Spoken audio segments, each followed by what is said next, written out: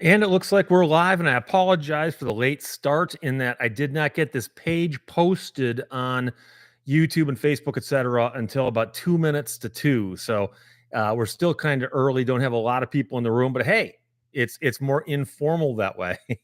Irving Johnson, hello, my friend. Earthbound Misfit, I love the book. I assume you're talking about the American Murder Houses book, which I sent out 600 and some odd copies of in the last couple of weeks. If you haven't gotten one yet, hang in there. I've not gotten a single book returned to me yet. So they are all out there someplace in the system. Also, K, the letter K, present and accounted for. Michael Wallace. Hey now.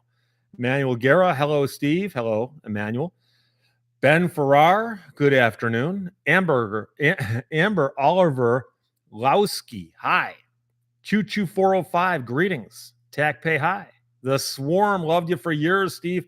I've loved you too, my friend. Pete Kellner, hello from Illinois. 107 Drones, you have the people who matter in the chat. That is true. It's not quantity, it's quality.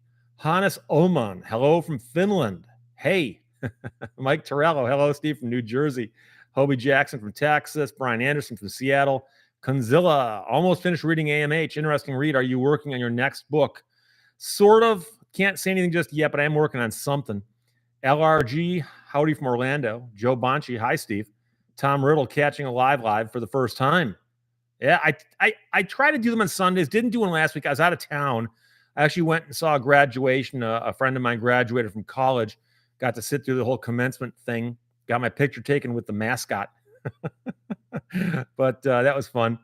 Meridian, Idaho, Jeopardy 4100. APOC operative, hello from Austin. From Cambridge, Minnesota, got a day off from the oil refinery. Stephanie Howe, hi, Steve. Joe Gerst, hi, Steve, hi, chat. Wake up, America, and resist. Just goes with symbols. Melody, you do a great job, Steve. Thank you for your service. Well, thank you. I don't know. I've never considered it a service, but I guess so. Randy Gibson Black, Randy from DC, glad to finally catch you live. Joel Kirshenman, old school. Greetings from Norman, Oklahoma. Joel is a name I recognize from many of the live streams from years ago. The Swarm, he said my name. I'll never wash the screen again. Or your ears, right? Leonard Thomas, hey, Steve from Duluth. Hank Bond, 107 Drones. Where's the $100 bill? It is back there. I believe it's actually on that microphone right there. See it? I think you can actually see it today. That's unusual. Tom Riddle, did you see any of the Aurora Borealis last night? No, I did not. I thought about it and I go, you know something, the odds of me seeing it are pretty slim. We had some cloud cover, so I didn't even bother. I've seen them quite a bit when I've been up in the Upper Peninsula over Lake Superior, and I know that they can be spectacular. And it is unusual to see them, down in the Lower Peninsula, but I did not see them myself. So Peter Mandick, sorry I'm late. Parking was a bear. Geraldine Croak, many thanks to your mother for giving us a brilliant, caring man. Well, I appreciate that. My mother passed away a couple years ago. So I've mentioned that from time to time, but I appreciate the thought. Brian Anderson says, I'm glad it's a Saturday screen. I can't make the Sunday streams. And, that's the thing. I no matter where I do them, I have people say, I can't make it here. I can't make it there. I remember years ago, I did one on a Wednesday night. And a whole bunch of people showed up and said, oh, my gosh, I just never assumed. I never thought I'd see one on a Wednesday night.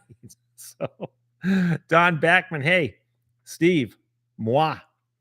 I have 2 free Hertz rental days. Dare I? No, I wouldn't. Hertz, the gift that keeps on giving, man. If nothing else, if you want to live dangerously, where literally you want excitement in your life that's unexpected, rent a car from Hertz. Who knows? You might get arrested at gunpoint. They might charge you for gas in an electric car. They might report the car stolen. Who knows? Old Jarhead says Presque Isle, Michigan. Is it Presque Isle? There's actually a couple of those around. And I think there's a Gross Eel and a Belle Isle. And that's the one that confuses people. Presque Isle or Presque Isle. I think it might even depend on which one you are. The Swarm says we saw the Northern Lights in Georgia. They must be bright in Michigan. That's the night that the lights went out in Georgia too, right? Oh, 4.5 fingers. Thanks for putting Eve in the title. Yeah, yeah. So right now people are going Mother's Day. What? Oh wait, that's tomorrow. Okay, okay, okay. Man, Danimal, hi, big fan. Watch all your videos, and he uses the symbol for the watch. Thank you, I appreciate that. Um, Howard Levine, Howard, my dear friend, Howard, how are you? Hi from Queens, New York. I mentioned Howard a couple weeks ago during the live stream. I don't know what I was talking about, but I mentioned having a long conversation with a good friend of mine recently. And I said I had a long conversation with a good friend, Howard, just the other day. And it was Howard Levine. And Howard's a friend of mine. And we've become friends over the years, largely because of the YouTube thing. So there you go. Mark Miller, hey, Steve, happy Saturday.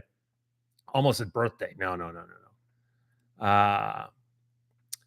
no. Don Backman says, Steve, it's not Moa. It's pronounced Moy, as in high in Finnish. I thought hey was high in Finnish. Michael Lawless, which case are you most interested in and following right now? There aren't any big ones. I'm not following any of those big national ones right now. I am following a bunch of the ones that Institute of Justice is looking at, Institute for Justice. In fact, I just shot the video about the one out of Tennessee they're working on, and they do great work. But yeah, NW Cross, hello from Buffalo. Shuffle off to Buffalo. Julie Johnston, hi from Lakeview, Michigan. My husband and I watch on YouTube. Well, thank you very much. Where is Lakeview, Michigan? Lakeview. I'm not familiar with that town name. Dan Busey, for a minute, I thought I slept through Saturday. Joel Kirschman says, you just saved quite a few of us from forgetting to call our moms tomorrow. David Zarodnansky says, I've been called a mother, but it's not what you think. Yeah. Connor Thomas says, the stream was done just to remind us all tomorrow's Mother's Day. That's one way of doing it too, you know. Matt Smith, hello, Steve. Hello, Matt. Ohio Treasure 2015, hello from Cleveland, Ohio. Oh. Zachary Schmooks is a co-worker was handcuffed from a rental because he reported it stolen. He was driving through the desert and got pulled over for speeding, and then the car was reported stolen. I once got pulled over for speeding in a rental car, and the cop didn't give me a ticket, but I remember the panic I went through where I'm like, where is the paperwork in this thing? I mean, I assume it's in the glove box, right? And it was. And the cop just said, just slow down a little bit. Bob Bong says, hi, Steve from Niles, Michigan. We moved from Benton Harbor. Niles, Michigan, of course, is down here. Benton Harbor is just a little bit above it, a little bit closer to Lake Michigan.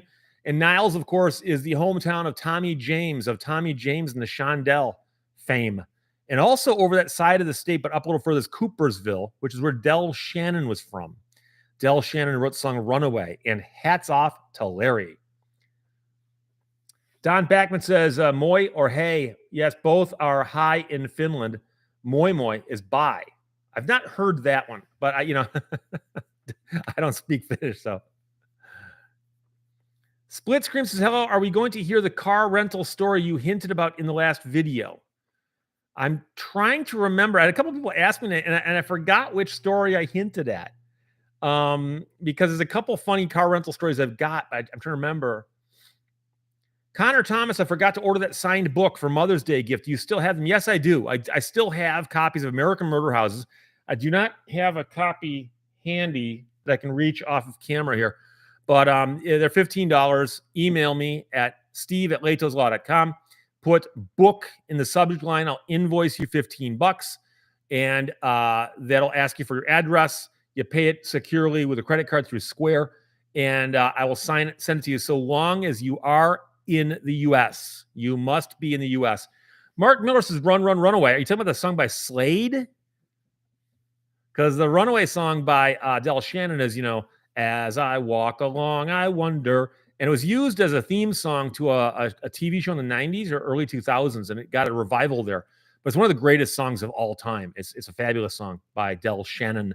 Brian Daniels, hello, Steve. Michael Lawless, do you ever market to owners of a certain vehicle knowing there's a lemon issue? I know attorneys who do that, but I never have myself. But as you can imagine, there was a time where if you just found somebody who had a dual clutch transmission in a Ford vehicle, you could just say, hey, your car's probably a lemon. Do you not know that yet? Old Jarhead says Michigan weather is yuck till Memorial Day and maybe into June.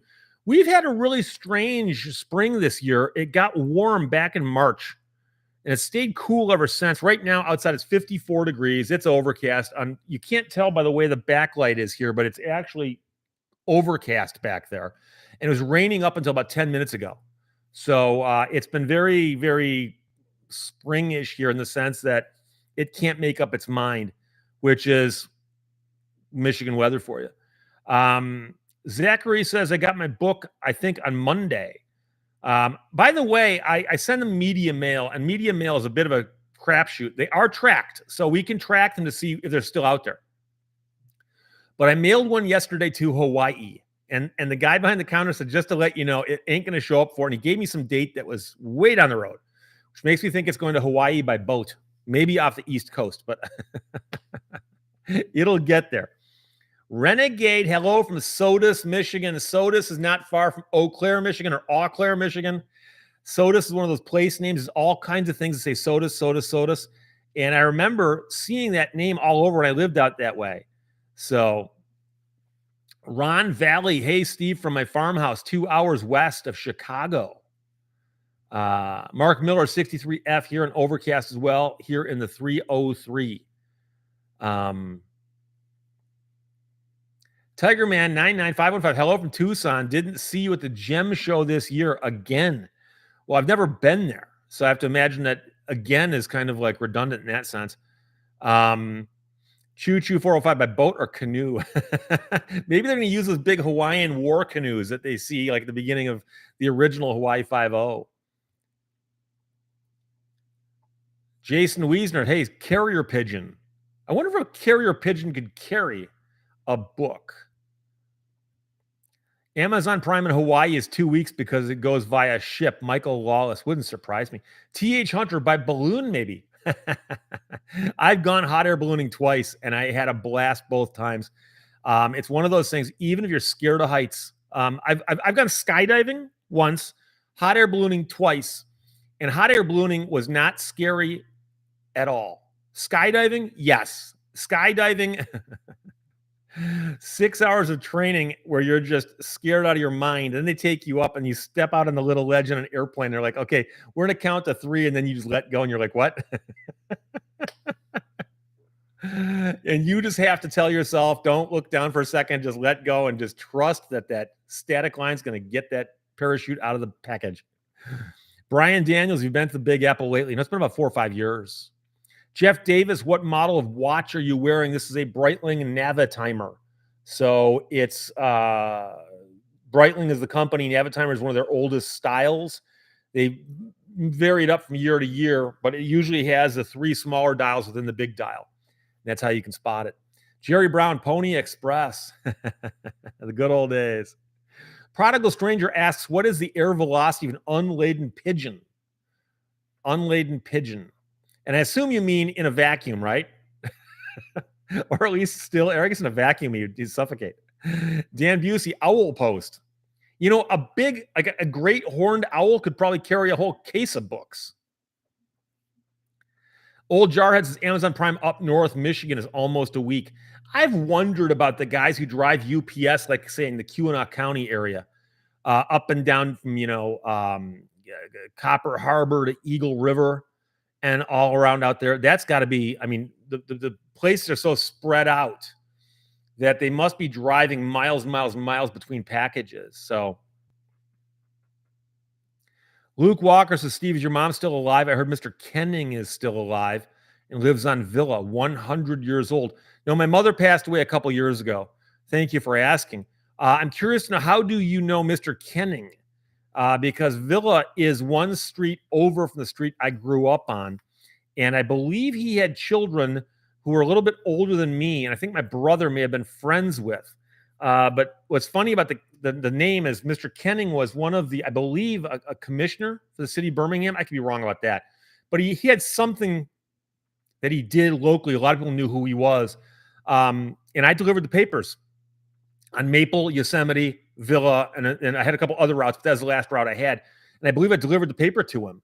And he lived across the street from a good friend of mine named Paul, down the street from my other good friend, Mark, and up the street from my other friend, Eric.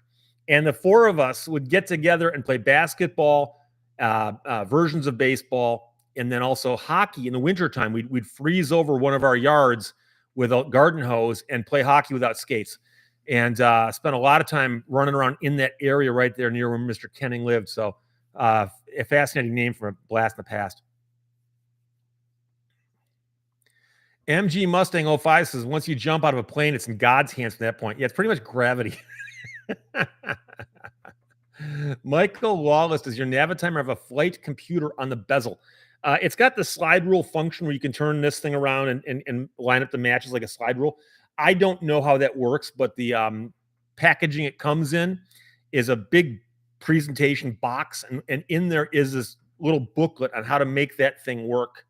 And it's there. I don't know how to work it, but then again, I don't fly, and I know that a lot of it is aimed at pilots. So Prodigal Stranger points out that with a parachute, it's an amazing ride, but he wouldn't recommend doing it without a parachute.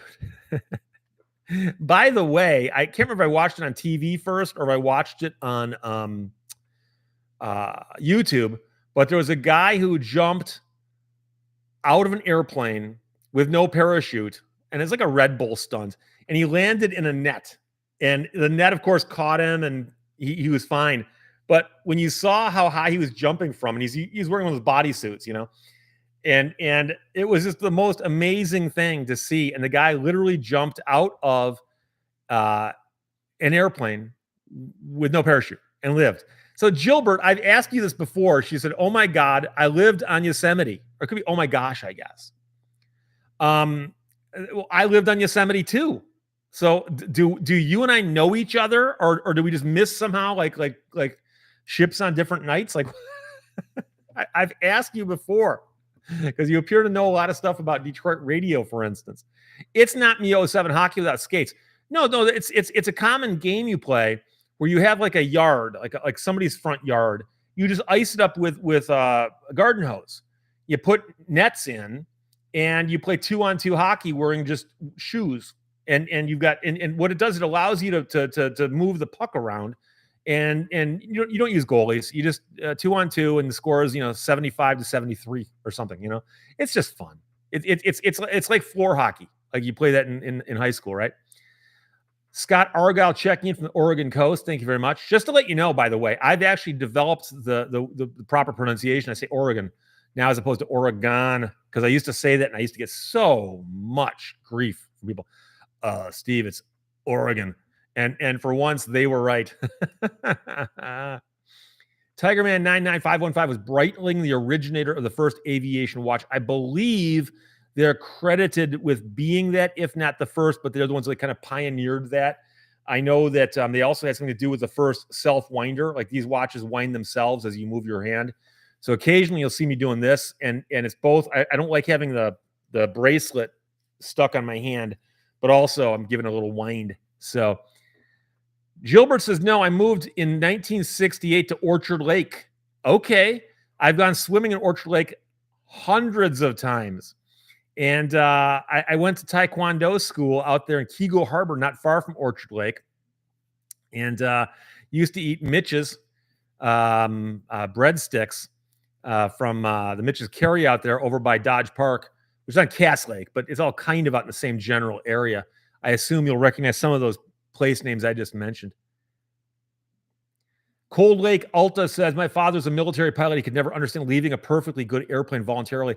I've had several pilots tell me that. I used to share office space with a pilot named Errol, like Errol Flynn, and he had a twin engine plane. He was licensed. He had,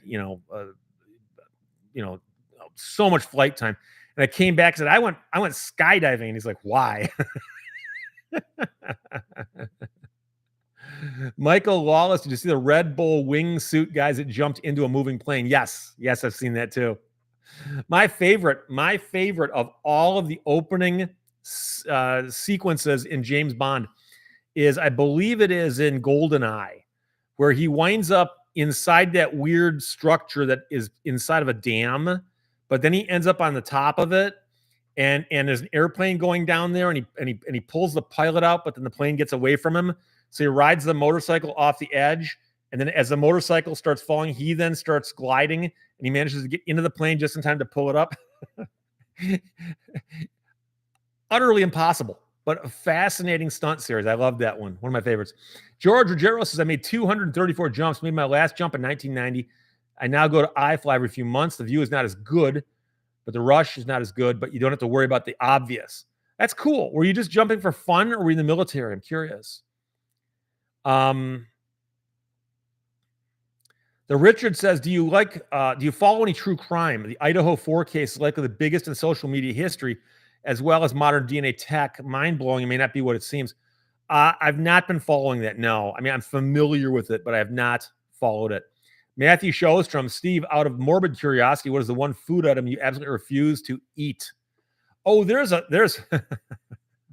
there's a whole bunch of them. But I'll tell you that in my personal preferences, it is egg salad sandwiches.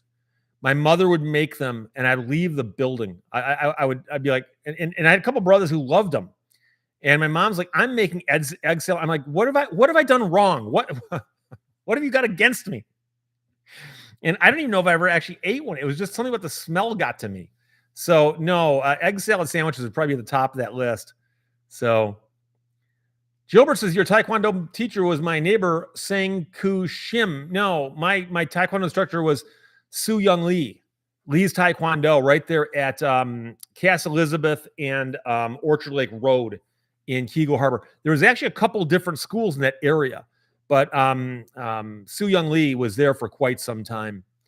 Not banned accounts says, can U.S. government still confiscate pre-1938 gold coins? I don't believe so. I believe those were legalized a long time ago because I've got some. I know there's a time when they were considered contraband, but not anymore. The collectors have them, buy them, sell them all the time. So, the prodigal stranger, did you have any effects from the recent tornadoes in Michigan? My understanding is that most of the tornadoes were down in the southwest corner. I saw a bunch of stuff like in the Marshall area, but there were not even alarms where I was. So, no. In fact, what's weird is I know people who live not far from me are like, oh my gosh, that storm was crazy. And I'm like, what storm? It didn't storm. And we've had some really strange weather in Michigan where neighbors of mine get clobbered and I get nothing. Or I get clobbered, my neighbors get nothing. And it's just, I look at it, I actually have an app on my phone, wherever my phone might be. I've got an app on my phone that's a radar map in real time. And I look at it and it's like, oh, it's just going to the north of me or just going to the south of me. So there you go. The Richard says, I'll email you a briefer. I don't follow many cases, though this one is beyond curious. Old Jarhead says, no liver. I'm not a big fan of liver either, although I've had it where I've eaten it's okay, but I'm not a huge fan of liver as well. T. Freeman, hi, Steve from Freedom, Maine. Zachary says, Ohio got rocked. Yeah, there was a whole storm system that went through, and I guess it went across the bottom of Michigan. It probably hit Indiana and Ohio as well. Weston checking in from Humboldt, California. The Richard had tornado warnings, the Lucky, this time in eastern Kentucky. Joel Kirschman, my house was hit by a tornado 2 weeks ago in Oklahoma. Ears popped, but zero damage other than a few branches down in the neighborhood. Yeah, tornadoes are weird. They're so random. Gilbert will remember this then because there's a tornado that touched down in West Bloomfield, Michigan back in the late 70s or early 80s. And it literally touched down and destroyed like 3 homes and then left. And I knew people who lived in the neighborhood whose homes weren't touched. And I remember seeing photographs of the homes that got hit. They were just flattened. And it's like, it was so random and arbitrary. You're like, how does that happen? How does that happen? Andrew Lee, hello from Nome, Alaska. When are you coming to visit? I feel like I know Nome from all the gold mining shows. I got a very good friend of mine named John Cedar, who's an attorney in Anchorage, who keeps inviting me up. I just haven't made it yet, but I will one of these days. So Gilbert says, yes, 15 in Orchard Lake Road. That's right. That's where that tornado was. And one of my best friends in that time period of my life lived 2 streets north of 15, right off of Orchard Lake Road.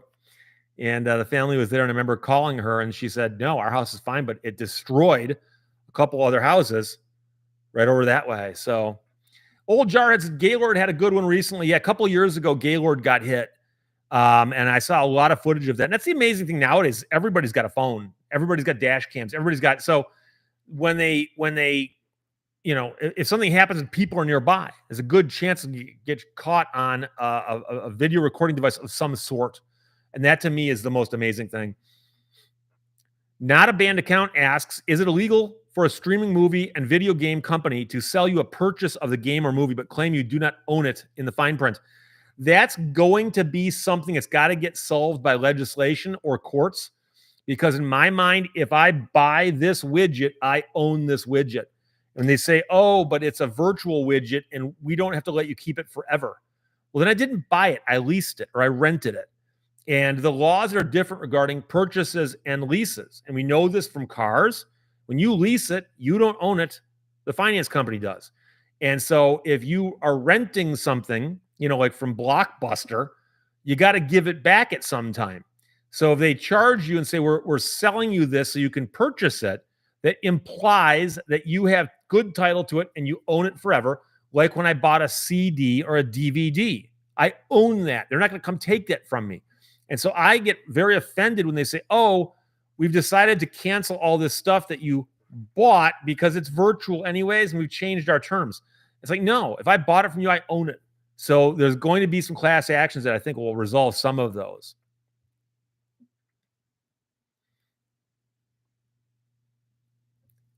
Mark Miller says, hail seems to be an issue here in Colorado, not so much with tornadoes. There was a monstrous hailstorm that went through northern Oakland County and a portion of Genesee County a year ago or 2 years ago, where there were hail pieces the size of baseballs. And I thought people were BSing me. And I saw pictures. And like, for instance, there's a car dealership in Davison. I forgot the name of the dealership. Their entire inventory was destroyed. Like literally every car just destroyed. I know somebody who has a friend who lives out there, and the entire roof on her house destroyed, just destroyed. And that same day that happened, I had a mild storm, but not much else. So, not a banned account says, did you hear about the Amos Miller Amish farm case? Yes, I've been asked about that before here as well. I've not done a story about that. I might one of these days. But there are always conflicts between quite often the Amish and the government, because the government will say things like, if you guys want to sell food, you've got to meet our, standards for selling food. And they might say, well, yeah, but some of your standards violate our religious beliefs. And then the question is, are they involved in religion when they're selling food? Are they involved in commerce, or some kind of mix and match of both? So I might cover that one of these days. Just haven't done it yet. Gene Montgomery says, make sure you return your electric widget with a full tank of gas or a full tank of electricity.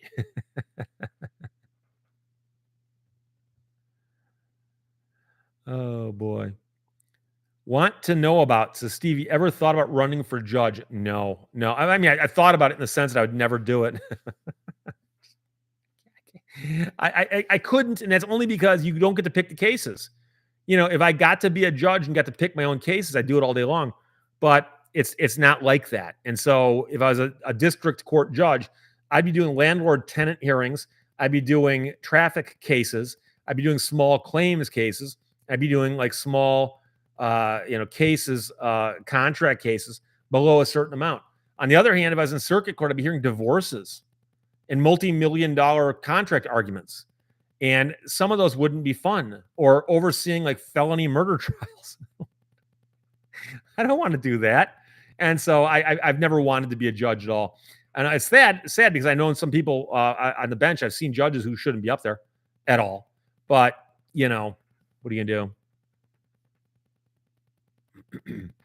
Matthew shows from, what was the oddest case you ever witnessed in real life? Doesn't matter if it was a case you were actively participating in yourself. The one that pops into my head when you say that was, and this is a true story, by the way, was a woman who worked in a place in Wayne County, and she got injured on the job, and she filed a workman's comp claim. And the insurance company for the business said, no, we're not going to pay the workman's comp claim, even though you were injured on the job. Now, you might say, but Steve, that sounds so unfair. Who in their right mind would make a claim like that? And of course, the problem is I didn't tell you the real pertinent facts. She was a stripper and she was on a pole dancing and the pole broke and she fell and hurt herself. And so she filed a workman's comp claim. And they said, there's no way a jury's going to give a stripper money for falling off the pole, even though the pole broke. Guess what the jury did? They threw money at her. I do not know how much money she got. I don't know the extent of her injuries, but I know several attorneys who were in court this one day and they go, you're not going to believe the case that's happening in that courtroom right now. And I remember walking over, sitting there and watching part of the testimony, but the case is so long and convoluted, I only watched like 10 minutes of it. So it's a real case. It actually happened. I know that for a fact. So I just paused it because Gilbert says Kim Small is a great judge, Oakland County, went to high school with her. Okay. So I've been in front of Kim Small many times. And 48th District Court there on Telegraph. It's a cool court. Been in there a lot of times also for a variety of reasons. And it's the district court that oversees like Birmingham, Bloomfield Hills, and those places up there in Oakland County. And I believe there were 3 judges for the longest time. There might be more now. But that's one of the courts, for instance, where I was a court-appointed attorney. For a while, I was a court-appointed attorney in that courtroom. And Kim Small is one of those judges who early on, I'm not sure if she still does or not, sends everybody to jail on a first offense drunk driving. It doesn't matter if you blew a .07. That's the limit. Doesn't matter. You're spending time in jail. And I had a very good friend of mine get a ticket for drunk driving. He hires me. I said, bad news, you're going to jail. He goes, well, do what you can. So I got in front of her and I get up there and I'm singing and dancing and tap dancing and doing all the, magic tricks and just diversion, everything I can. And then finally she goes, okay, thank you, Mr. Lehto. Can you please approach the bench? And I walk up and she leans over and she goes like this. She goes, your client knows he's going to jail, right?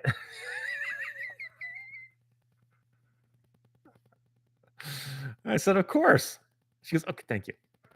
So, but I actually like her. I like her. I'd rather see a judge who's consistent than a judge who's unpredictable. So, DePaul says, hey, if they threw money at her, was it in $1 bills? And Anonymous says, did the customers get their money back? That ruined the performance. I demand a refund. What's even worse is they load her on an ambulance and you picture her like, suppose she's got the bottom half on, but not the top. And the bottom's got all these bills stuffed in there. Oh. Not a banned account says, have you heard about the LG refrigerator arbitration clause? LG claimed purchasers waived the right to trial because it's on the box thrown away before the home delivery. I did a video on that, yes. And there's the Magnuson-Moss Warranty Act is a statute that addresses consumer warranties. And it says specifically that if you give a warranty, it's got to be described clearly. It's got to be labeled properly. You can't call it a full warranty if it's got limitations, that kind of thing. And then it says you must put it in such a way that the consumer can see it so they can make a decision about the purchase based on it. Because what would happen otherwise is you go to an appliance store, go, I want to buy a refrigerator. They go, this one here has got a full warranty for 5 years. You buy it, you bring it home, you unbox it, it doesn't work. And they go, oh, but written on the box was a disclaimer. Well, that wasn't available to you when you were making the decision to make the purchase. That is an illegal disclaimer. And so the problem is that most people don't know that or aren't willing to fight that. So G Keyman 565 says, hello, Steve, how you doing? Good, my friend. I hope you're doing well. Also, the Richardson, what was it that Michael Avenatti was convicted of? He appeared really kick-ass for Stormy. Michael Avenatti is one of those stories where you watch his story. He rose so high and flew so close to the sun, and then it is just, he crashed and burned to the point where he augured into the ground and then exploded. You can't, you got to think back about how that guy was on every news channel making all kinds of statements, and he always looked very authoritative, like he really knew he was a tough fighter and he's going to do this, he's going to do that. And then he got in trouble because apparently the allegation was that somebody brought him information that one of the big shoe manufacturers had been doing something illegal. And then apparently they claimed that he called the manufacturer and said, look, I've got this evidence against you, but if you want to pay me to become a consultant maybe and give me a bunch of money, this will kind of go away. And to some ears, that sounded like blackmail. All I know is he went from being a darling of the media to being like, "Ooh, who's that pariah over there?" So,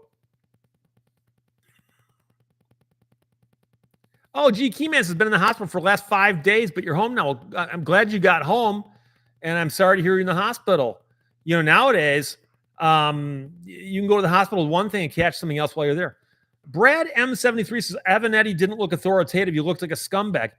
I'm just talking about the fact that the guy was holding press conferences and being quoted for everything he said. And there was a time where people would have gotten scared if you said, "Hey, I got a case and Avenetti's representing me." People go, "Ooh, okay." Now, that would be a strategic error to say that. Just call me Chad. Hello from Ortonville. Thank you for checking in. One of those neat little towns, Ortonville. A bit of truth says he was literally being spoken of as presidential material. I actually remember people saying that. I don't know if he had any chance at all, but he probably had some name recognition. So, Ian the Ghost Rider says, "What's the deal with underglow on a vehicle in Michigan?" I'm not sure, but I know that if you look up in the motor vehicle code, they've got rules on the lights that are on a vehicle. So your vehicle comes from the factory with lights. Those lights are probably approved and probably necessary. However, when you start adding lights, you got to be careful as to what color they are and where they are. And so there are laws on this stuff. And so a lot of people will put a light around their license plate frame that's different than the one that comes from the factory. Some states that's illegal. And some states say that you cannot put lights like underneath your car or in the wheel wells or things like that. So, not a banned account says, "Thank you for standing up to big corporations." Thank you for saying that. Thank you for noticing. And I remember in the early days of my channel, I would get questions from people who would watch a video, a question to pop into their head, and they'd type it and they'd ask it. And I used to get questions. I remember a guy once asked me, he goes, "Steve," he goes, "Are you scared to sue a big corporation? Does that scare you?" And I said, "You understand for the last 33 years, all I do is sue Ford, GM, and Chrysler. Not only are they three of the biggest corporations in the world, but they're three of the biggest corporations in Michigan, in my backyard, and I sue them all the time." I mean, so no, I'm not scared of them, because one of the things that levels this. I'm not trying to preach here. I'm not trying to be Oliver Wendell Douglas here. I'm not trying to have the fife player start playing and Lisa come in here and go, "What are you talking about?" But uh, one of the great things that levels the playing field is the laws. The laws apply to General Motors the same way they apply to some guy in the corner selling widgets. So there you go. So,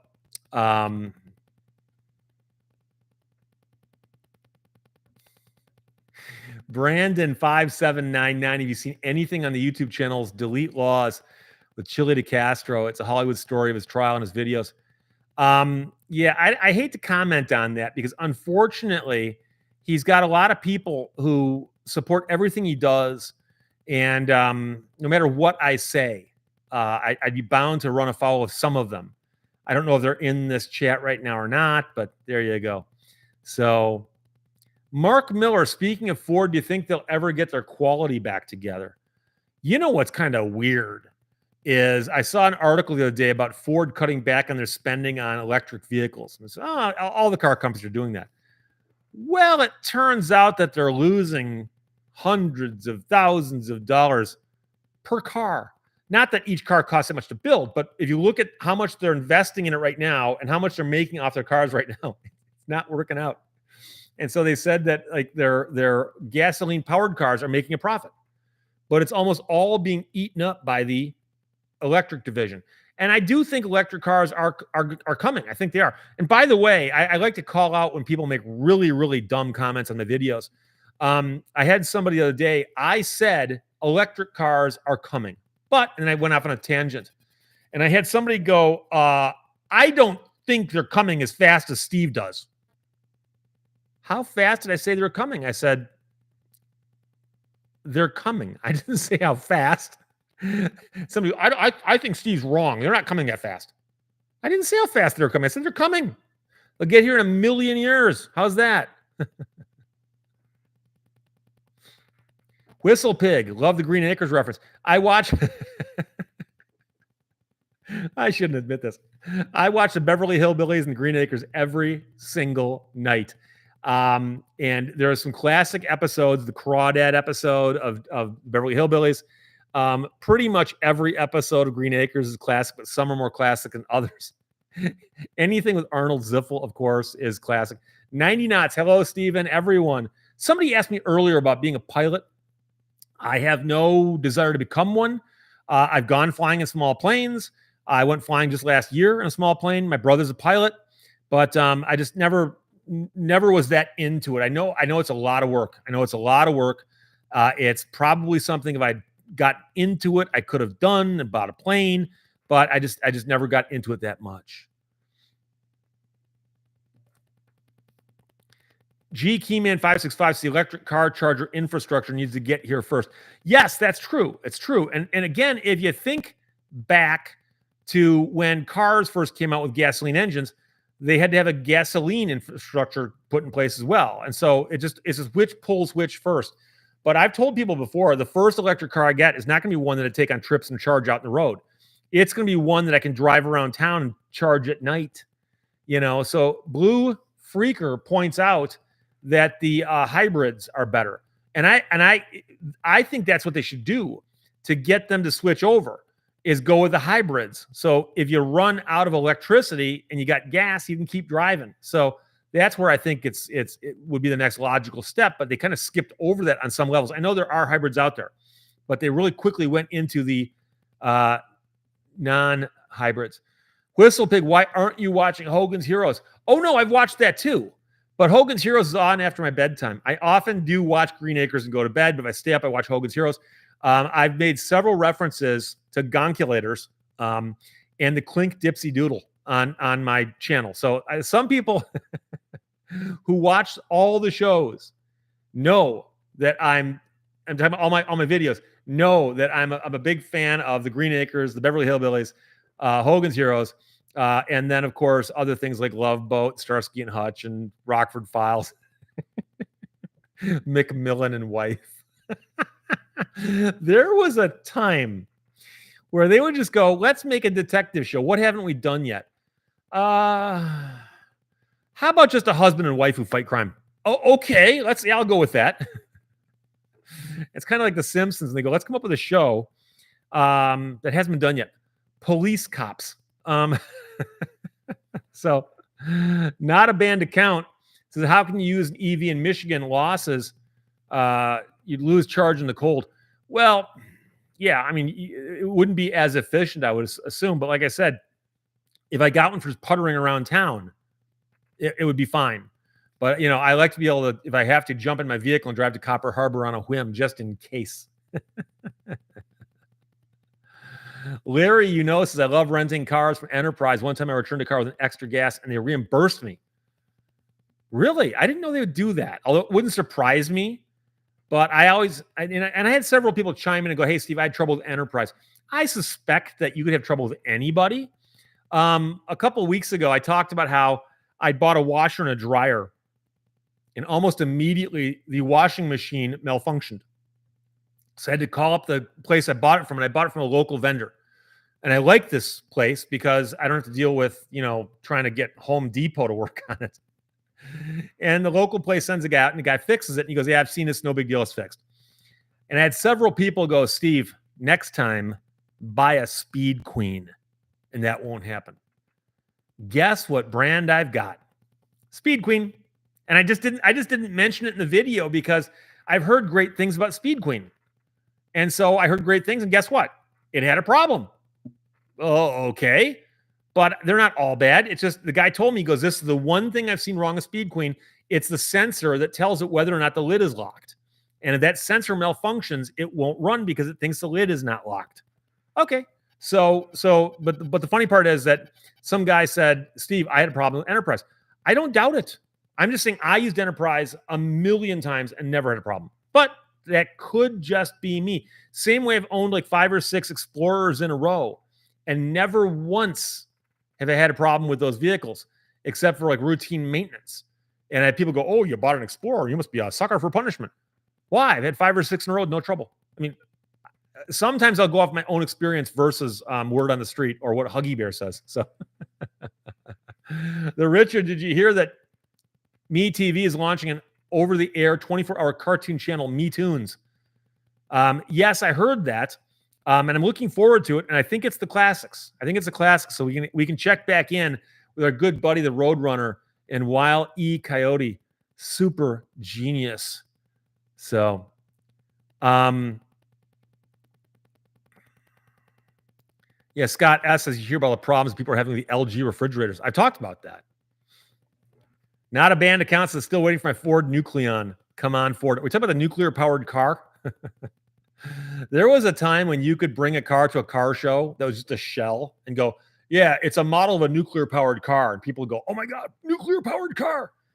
Well, no, it was an imaginary nuclear-powered car. Didn't actually have a power plant. But I know that a couple companies talked about them and displayed things that they claimed would have been nuclear-powered if they chose to do it. And it's like, I don't think the federal government's going to let you get your hands on the U-235 you need for that, unless it's U-237, in which case I guess that's okay. So, Andrew Lee says, I've had U-Haul reimburse me for extra fuel. Really? Wow, that's cool. U-Haul is funny. I got to mention this. I rented a truck from U-Haul a couple months ago, almost a year ago now, that I think about it. And hey, blah, blah, blah. Good to see you. I have a Speed Queen, the best. The lid switch is inside the machine. Oh, yeah. No, they got to take it apart to get at it. So I was renting a truck from U-Haul. And you know when you go to U-Haul and you say, I'm looking for a specific vehicle, they'll say, oh, well, we found it, but it's over here. Do you have a problem going over here to get it? I said, no, not at all. So I go to this U-Haul that's not one I'd normally go to, and it's not in the best part of town. It's in a bad part of town. And so I'm standing in line. I've got a reservation for, I don't know, pick it up at noon. And it's like 11:45. And there's 2 or 3 people in front of me. And there's a woman at the front who is making a ruckus that you couldn't miss. And she was screaming at the woman behind the counter. And I heard the entire conversation. And the customer was completely wrong. And everybody in the building knew she was wrong. And finally, the woman behind the counter goes, fine. Don't rent a vehicle from us. She takes the contract. She tears it up. She tosses it. She goes, next. The woman steps over the side and just keeps screaming. Just screaming. And the woman behind the counter just starts taking care of the next person. And I step up. Then finally, that woman just, cried herself to sleep and left. And I'm talking to the woman behind the counter. And she stands up. And she had to be 6'7". And what's funny is I didn't notice that she was freakishly tall until she stood up. And I looked at her and I said to her, I said, I was a little worried that I was going to get out of control, that crazy person there. And she goes, I get that every day. I get that every day. I go, really? And she goes, yeah. And I look at her and I go, were you scared? And she goes, no. She goes, I don't know. And I didn't say it. She didn't say it, but she could have stood up, leaned over the counter and grabbed that woman by the scruff of her neck and said, listen, you little, get out of here. But she didn't. But that's the U-Haul that's renting a truck from. So, oh boy. Mark Miller is definitely a Ford guy. I had somebody that they accused me of being a Chrysler guy, which by the way, I've said that I like Mopar, but I'm referring to my preference in old school NASCAR, which is a very, very tricky little thing. I do own a Viper, which is a Mopar, but the last time I owned a Chrysler as a daily driver would go back to, I think, 1993, I think, somewhere around there. So, but, 90 knots, do you teach any CLE courses? No, I don't. I did teach law school for a while, and I taught consumer protection, trial practice, and pre-trial practice, but I do not teach any continuing legal education classes. So, no. Michigan does not require CLE either, by the way. So, not a banned account says, do you know of any recent Third Amendment cases? And of course, the Third Amendment to the Constitution, and I double checked this just to make sure I got it right. It restricts the housing of soldiers in private homes. And that, of course, if you remember taking a class or being in a class in elementary school, and they talked about all the things that got us angry at the British. One of them was the quartering of troops. And so when the British would send their troops to America, they'd say, well, in the summertime, we'll put you in tents maybe, but in the wintertime, just take over somebody's house. And so next thing you know, there's 8 British troops in your house going, feed us, we're hungry. So the Third Amendment says that the government cannot do that. So I'm not aware of any Third Amendment cases directly on point, but I wouldn't be surprised if they've extrapolated that out about the government's use of your property or something like that. So the prodigal stranger, no one accused Steve of being a Toyota guy. Heaven forbid. Daniel Kester is the Canadian robot lady in. She's not, as far as I know. And I apologize. I'm not even sure if I sent her a note about today. I got caught up and I literally wasn't even ready to log on until about 5 before 2 o'clock. So, Melissa Thompson, do you ride snowmobiles? I don't think I've ever been in a snowmobile, which is a very un-Michigan thing to say. I have an ATV. I've ridden mini bikes. I've ridden motorcycles, jet skis, personal watercraft, boats. Never ridden a snowmobile. And just because no one in my family ever had one. We lived in the city, so it's not like we could have, ridden around our yards in Birmingham. So, Scott S., you did a video on purchasing used cars. Have you thought about a video about used parts on Facebook locals? Facebook's local marketplace is like the Wild West of just scammery and whatever the worst aspects of the internet are. So I go through there from time to time because I see something pop up that appeals to me. And it'll be like a World War II, flat fender Jeep with a Ford script, $500. $500. It runs. It could use a wax job. And it's only got half a tank of gas in it. But $500. And darn well the Jeep doesn't exist. If it does exist, it's not for sale. If the guy actually had it, it'd be for sale for $50,000 or $10,000, not $500. And all the guy's trying to do is scam somebody. He's trying to get someone to go, oh my gosh, I'll buy that Jeep for $500. And so I assume that they're all scams. There's all scams. And the funny part is how many of them say, don't ask me if it's still for sale. Well, I assume people ask that because they quite often will ask, I want to buy this. Oh, it's not for sale anymore.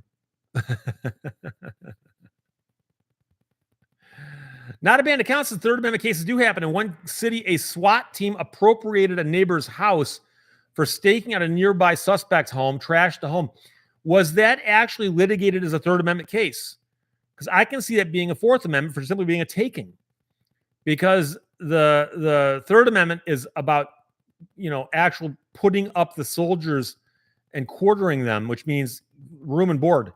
Whereas a SWAT team appropriating a house would be a seizure, I would think, under the Fourth Amendment, although it could be third and fourth, which does not add up to 7, by the way.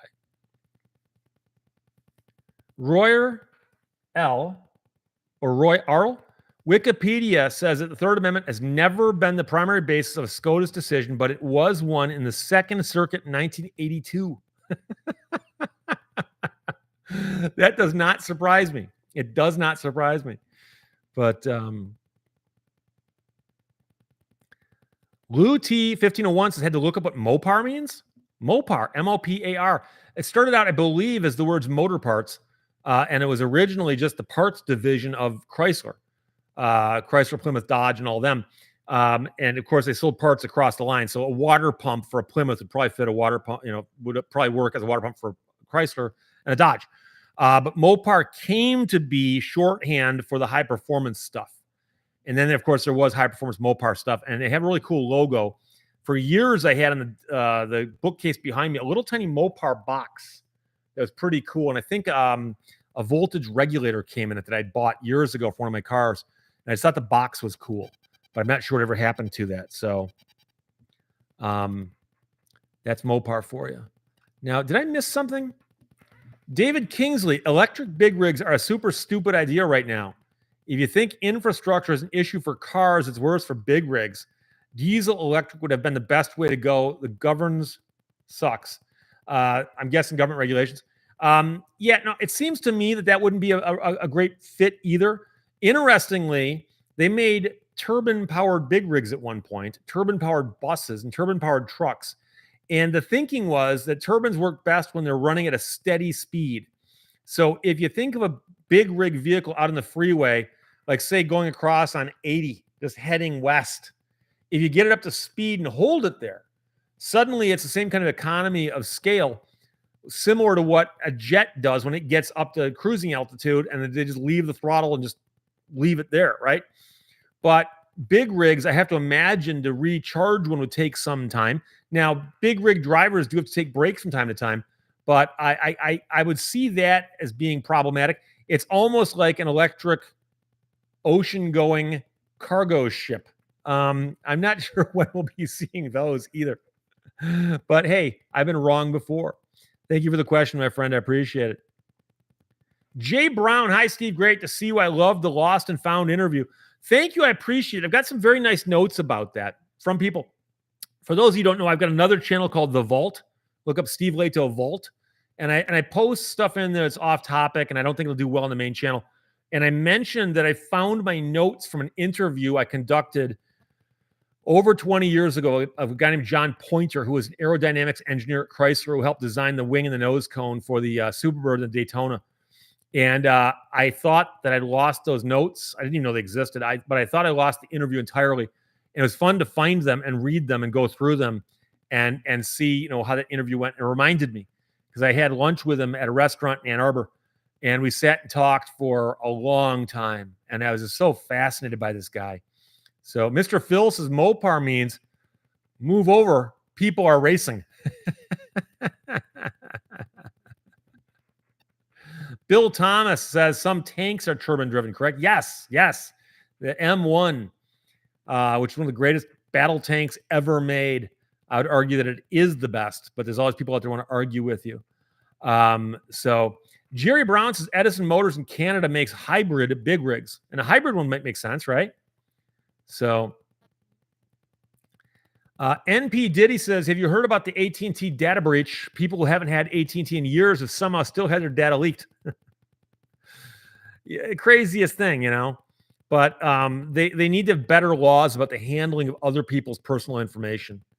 So Javier Fernandez says, hit that like button before you go. He said it, not me.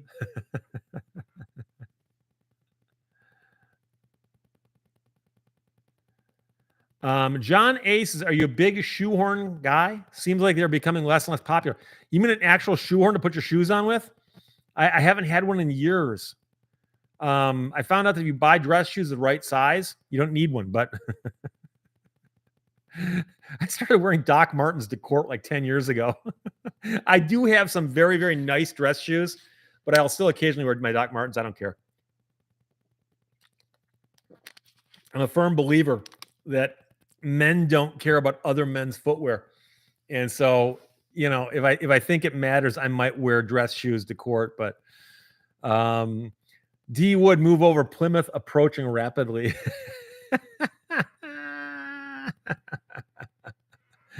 Kino, Steve, hello from East Los Angeles. You mentioned that you had a radio show on your last Hertz video. When was that? Well, no. I had a bunch of radio shows. I worked in radio starting in 1982 as a disc jockey at a country station, then an oldies station, then another oldies station, then a top 40 station. Then I went to law school and I came back. Then I had a talk show in Flint. I had a talk show in Detroit. And then years later, I had another talk show in Detroit. And so I've had these were on terrestrial radio. So unless you're in town, you couldn't hear me. And this is before the radio stations were even on the internet. So you couldn't listen to the internet back then either. Although briefly, and I'd forgotten all about, I need to look this up. I'd forgotten that I briefly did a thing on a website called TalkSpot, TalkSpot, TalkSpot. And TalkSpot broadcast my radio show from WFDF on the internet for like 6 months. And it wasn't even like, there was no camera on me. It was just, you could log into this website and listen to my radio show. And I used to call up my friends around the world and say, hey, check it out. And I had some friends in other countries, and I go, hey, you can listen to me. But it's like, 9 to 11 on Saturday morning, which of course for them is like 3 a.m. to 5 a.m. Sunday or something. So External Affairs says, I was watching an old documentary and you popped up in it about the Chrysler turbine engine. Well, it wasn't that old, about 2 years old, maybe, year and a half old, depending on how you measure the age of it. So there is a documentary on YouTube put together by Haggerty, the Haggerty Foundation, about the Chrysler turbine car project. I'm in it. My brother is in it. Jay Leno is in it. And we even talk in there quite a bit about Jay Leno's personal turbine car, which I have driven, which he was driving one day and the engine failed. And he called me and said, hey, Steve, I need some help. Do you know somebody who could actually fix this engine? And I'm not sure at the time if I was really playing a joke on my brother or not, but I said, if anybody can do it, it's the guys who used to work at Chrysler who started their own company called Williams International. And over there is all the brain trust that came from Chrysler when they stopped doing turbines. And Jay said, do you know anybody there? I said, yeah, I know my brother. He works there. Jay goes, really? And so I start typing to my brother going, texting him going, Jay Leno is about to call you. And I gave Jay, my brother's number. And Jay called him. And I actually saw the engine yesterday with my own eyes. It's a highly secure facility. I don't have any photographs, but I saw the engine. It's mostly put back together again. And they're trying really, really hard to get it ready and done by the Woodward Dream Cruise, which is in August here in Michigan. So, but yeah, thank you. I had a blast making that documentary. Enjoyed it a lot. The guys who made it did a really, really good job. I've sat for documentaries before where I talked to somebody for 2 hours and didn't even get into the film. Like they cut me entirely. I've sat for documentaries where they've edited what I said to where I'm like, that's not quite what I was getting at. Now in context, it looks different. And these guys were so conscientious that I watched it from beginning to end. Said, something, I wouldn't have changed a thing. Nothing. It was amazing. So check it out. It's on YouTube, and just look up Haggerty and Turbine Car, and you'll find it. Gilbert says, Steve Lehto got books. Of course. So if you want a book from me, the American Murder House is $15. Email me, steve@lehtoslaw.com, $15. Put book in the subject line. I will invoice you, and then you will pay the invoice and get me your address, and I'll sign it, send it to you. But you have to be in the U.S. I still cannot ship out of the country. It's not cost effective. AJ Stone says, the good old WWCK. I worked there and they called it CK 105. And they had recently changed formats. They were an album rock station until the end of the year 88 into 89. They changed formats, I believe, right at January 1st. I could be wrong about that, but they changed going into 89. And I wound up working there in 89 until I went to law school and had a blast, had an absolute blast. And I worked at radio stations that were no fun. I worked at radio stations that were a lot of fun. And that was the most fun I ever had on the radio. And they would tell you, like, these are the songs you got to play. They'd actually say, if you want to change them around a little bit, or we don't really care. And we kind of like you to, like maybe down near the 20-minute mark, do the weather. Actually, the weather is the 40. But you have to do a commercial break at 15 and 37 and 55. Some stuff you never forget. But you could go on there and as long as you were being entertaining, they didn't care. I never once got a note to tell me to do something different or change or not do something. Literally, I'd see the program director and you go, hey, Steve, how you doing? Go, good. How are you? Good. Everything okay? Yeah. You having fun? Yeah. Okay. See you next week. I worked at radio stations where there was a hotline where somebody could call and yell at you in real time who worked there, who could fire you if they wanted to. And I worked at a station once. I was not on the air at this station, but I worked at a radio station. And since Gilbert's in the room will mention WABX, I worked at WABX as an intern before I was a disc jockey. And they had lights on the board, big, like they looked decorative, a big blue light, a big red light, and a big yellow light. And I was in the studio one day and I asked my friend Alan Stagg, who's passed away, but a brilliant disc jockey. I said, hey, what are those lights for?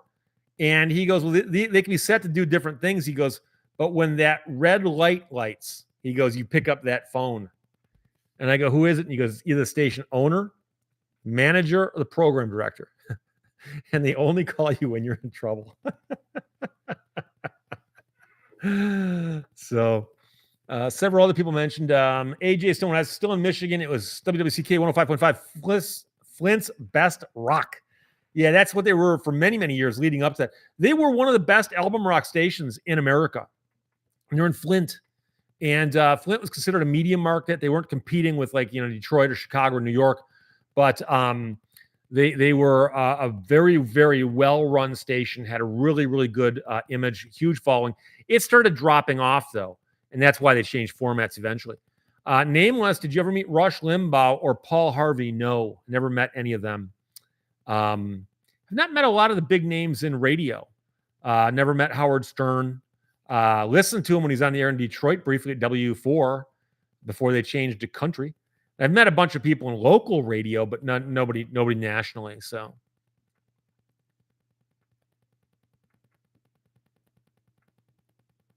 the Richard says, speaking of oldies, I worked at a Hawaiian quilt store, and I got fired for playing oldies instead of island music. I was a top salesman in 3 stores. Got great unemployment for a year.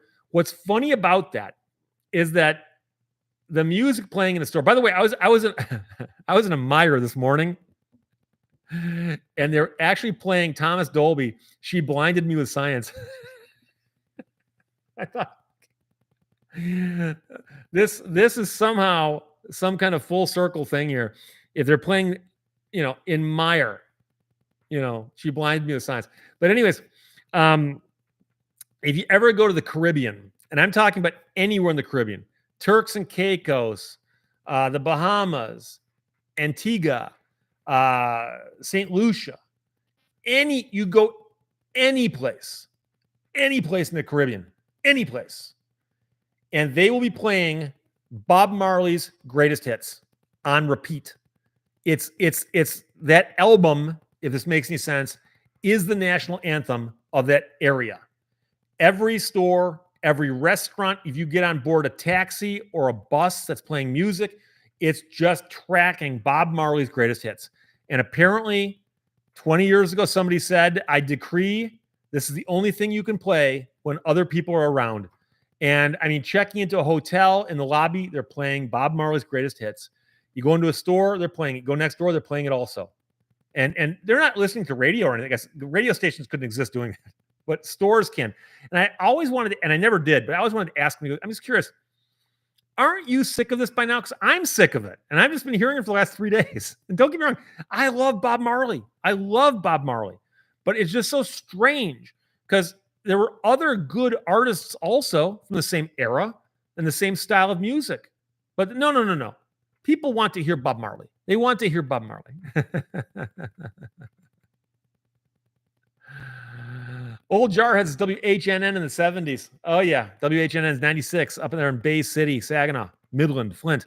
I say that because they'd often say that as part of their station ID at the top.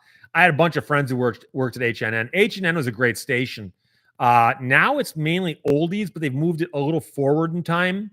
Johnny Burke was there fairly recently, about 3-4 years ago, 5 years ago. And HNN was one of the greatest formatted stations when they signed on. They had a huge audience, done really, really well. JP DeSantis was there for a while as a programmer. Good friend of mine named Keith Marshall did evenings there for a while. And so I once interviewed for a job there, but didn't get it, much to my chagrin. So Whistle Pig, how'd you go from Michigan to law school in California? And I went to law school in California because I applied to several different law schools, but the law school I went to had a 2-year law program. And I got in and out in 2 years. Actually, it's 23 months, I think, something like that. It was short. It was hard, but it's short. Lost in Space says the A is album, not adult. I assume you mean for AOR, which is album-oriented rock. And of course, we're talking about formats here. And for those of you who don't know, we used to talk about, there's a rock station or a top 40 station. and they often had slightly better names for things like that. So a top 40 station now, CHR, Contemporary Hit Radio. Middle of the road would be Adult Contemporary, AC. AOR is album-oriented rock, and so on. And there's classic rock and urban and all this stuff. So Aaron Erm says, same in North Carolina with Hootie and the Blowfish. Is it really? All you got to do is tell me it's like that in Canada for Nickelback, and I'll just never go. So I don't know. Oh, a bit of truth with Steve. Having spent decades of summers in the Caribbean, the exception is during each island's carnival. It's usually done in summer and has 4 to 7 days of calypso-style music. They change it? That's funny. I've never been down there during Carnival, so I wouldn't know. But I believe you. That sounds right. So Carlene Stinson says, now I'm in the mood to listen to Jammin'. Somebody else mentioned the movie. And I'm sorry, but I watched that Bob Marley movie and I didn't care for it. I thought it was a little disjointed, and it just didn't do it for me. I watched it and I'm like, it's sad because I really, really admire Bob Marley. And I mean, I remember listening to Bob Marley back in 1980 and going, wow, this music is cool. And then seeing that influence, that kind of music in other places. And then, of course, he passed away way back then in the early 80s. And I was like 81 when he passed away. And so to see a biopic like that, it was just a little bit too scattered. And I don't know. It just didn't do it for me. I'm not quite sure what I didn't like about it. It just didn't work for me. So AJ Stone says, when I visit Michigan these days, I tune into WILZ Wheels 104.5 for some good rock music. Where is ILZ? I don't recognize that. Wheels, of course, they borrowed it from WLLZ 98.7 in Detroit, which is not that anymore. I know that somebody else is using those calls, but QA Library, have you heard of Eddie Grant? You mean Electric Avenue Eddie Grant? Of course I have. He's friends with Bob Marley, David Bowie, and Stevie Wonder, which is a good mix of friends. Marley, Bowie, and Wonder. Harry Selden says, my favorite station was always WKRP. Yeah. Jimmy Cliff, John Sablack. I'm probably mispronouncing your name. I apologize. I believe Jimmy Cliff, wasn't there a movie that he was in? But yeah, same era, same genre. Mark Miller, the classic rock station here, is playing old Metallica in Metro Denver. I can tell you right now that AJ Stones is Saginaw for WILZ. Okay, I did not know that. That's one of the problems that happens with radio. So if you think about this, I'll get to that in a second. There are oldies stations, WHND, Detroit, Honey Radio, actually out of Monroe, but they were bombing into Detroit. They played oldies back in the 70s, which was the 50s and 60s. That made sense.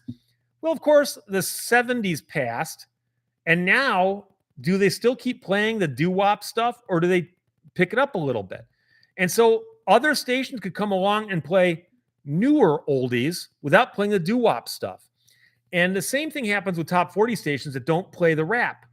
And you get these weird distinctions being made. So I remember when classic rock became a thing in the mid-1980s, when they actually said we got classic rock stations, WCSX in Detroit, KLSX in Los Angeles, and these stations went classic rock. And they realized that album rock stations were starting to get tired of playing the really, really early stuff because there's still new stuff coming out.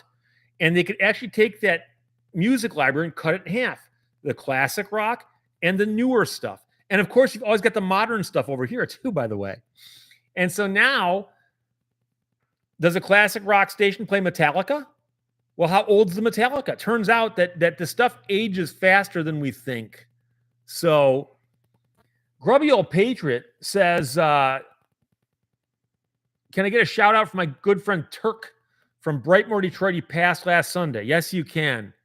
And I'm sorry to hear that he passed.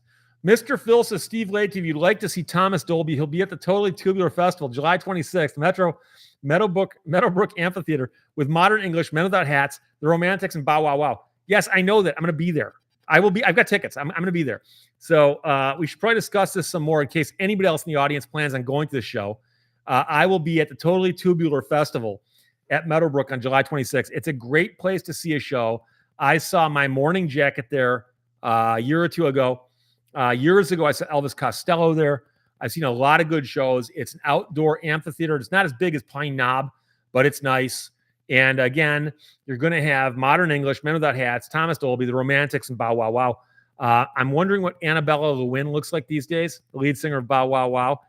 Men Without Hats, of course, they had one hit in America, I believe 2 hits overall. The Romantics, of course, were huge. And I remember when they were on the homegrown record for W4 before they had a record deal. And then, of course, Talking in Your Sleep was a phenomenon. And Thomas Dolby, the only problem I have is that you can look up set lists of bands, and Thomas Dolby probably will not do the songs I want to hear him do. I'd love to hear him do Flying North, and I'd love to hear him do One of Our Submarines is Missing. And I don't think he does those in concert. He's going to, of course, do She Blinded Me to Science and a couple other songs that everyone recognizes. And I understand why they do that, but I wish they would do it, so they don't, but we'll see what happens.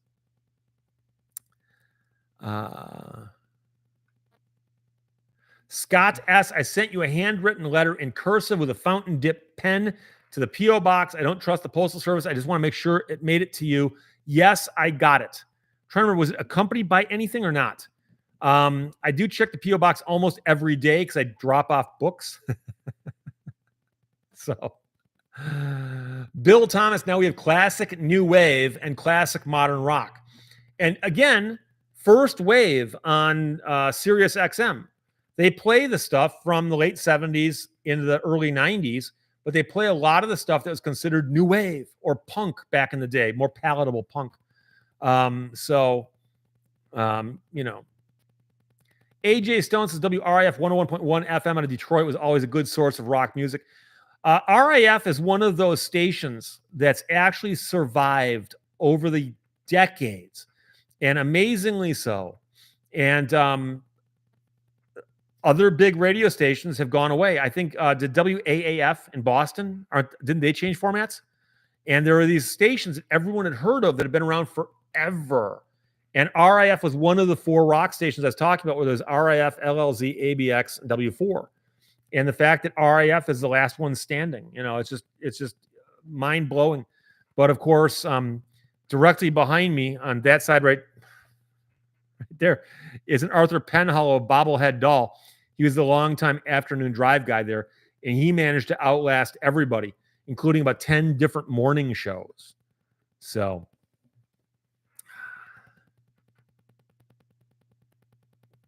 the prodigal stranger, Andre, you've lost another submarine. Perhaps we can help. Perhaps a joint rescue mission. 1 ping only.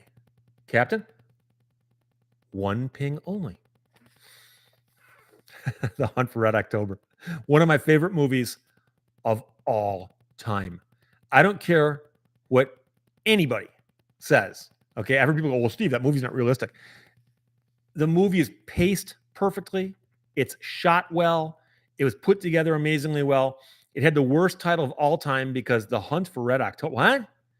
But once you got past that, it was a perfectly done movie. It's one of those movies that if I'm bored and it's on, I'll watch it. There's about 10 movies that I'll do that with. That's one of them, okay? Absolutely, it's one of my favorite movies of all time. The Prestige is another. And just for those who want to fight me on this, Shakespeare in Love, another one. I could watch that movie. I could watch it backwards and still enjoy it. By the way, 2 weeks ago, somebody asked me and said, Steve, do you have any favorite authors? And I don't know why. I guess it's because I get so many questions thrown at me from left field that occasionally I blank out. And so somebody goes, do you have any favorite authors? I'm like, I've read a bunch of good books lately, but I should have said immediately. I think I did say Peter Matheson. Peter Matheson wrote Snow Leopard and a bunch of other stuff. Peter Matheson's writing is brilliant. He wrote fiction, nonfiction, all that kind of stuff. Also like Hunter S. Thompson. I've read everything he ever wrote. I even read Hell's Angels, which is one of his first big works. And if you don't know anything about Hunter S. Thompson, if nothing else, go find and read just the first paragraph to Fear and Loathing in Las Vegas. I would tell you that that's the best first paragraph ever written. It's right up there with Genesis 1:1. It's right up there with anything else out there. And you read that book, and Hunter S. Thompson was such a character that it's unclear if his writing, is it fiction? Is it nonfiction? Is it autobiographical? Is it fantasy? Is the guy really on those kind of drugs? But if you just simply read it for entertainment's sake, it's brilliant. And the other writer I'd mentioned, Douglas Adams, who's passed away now, of course, also. In fact, all three of those have.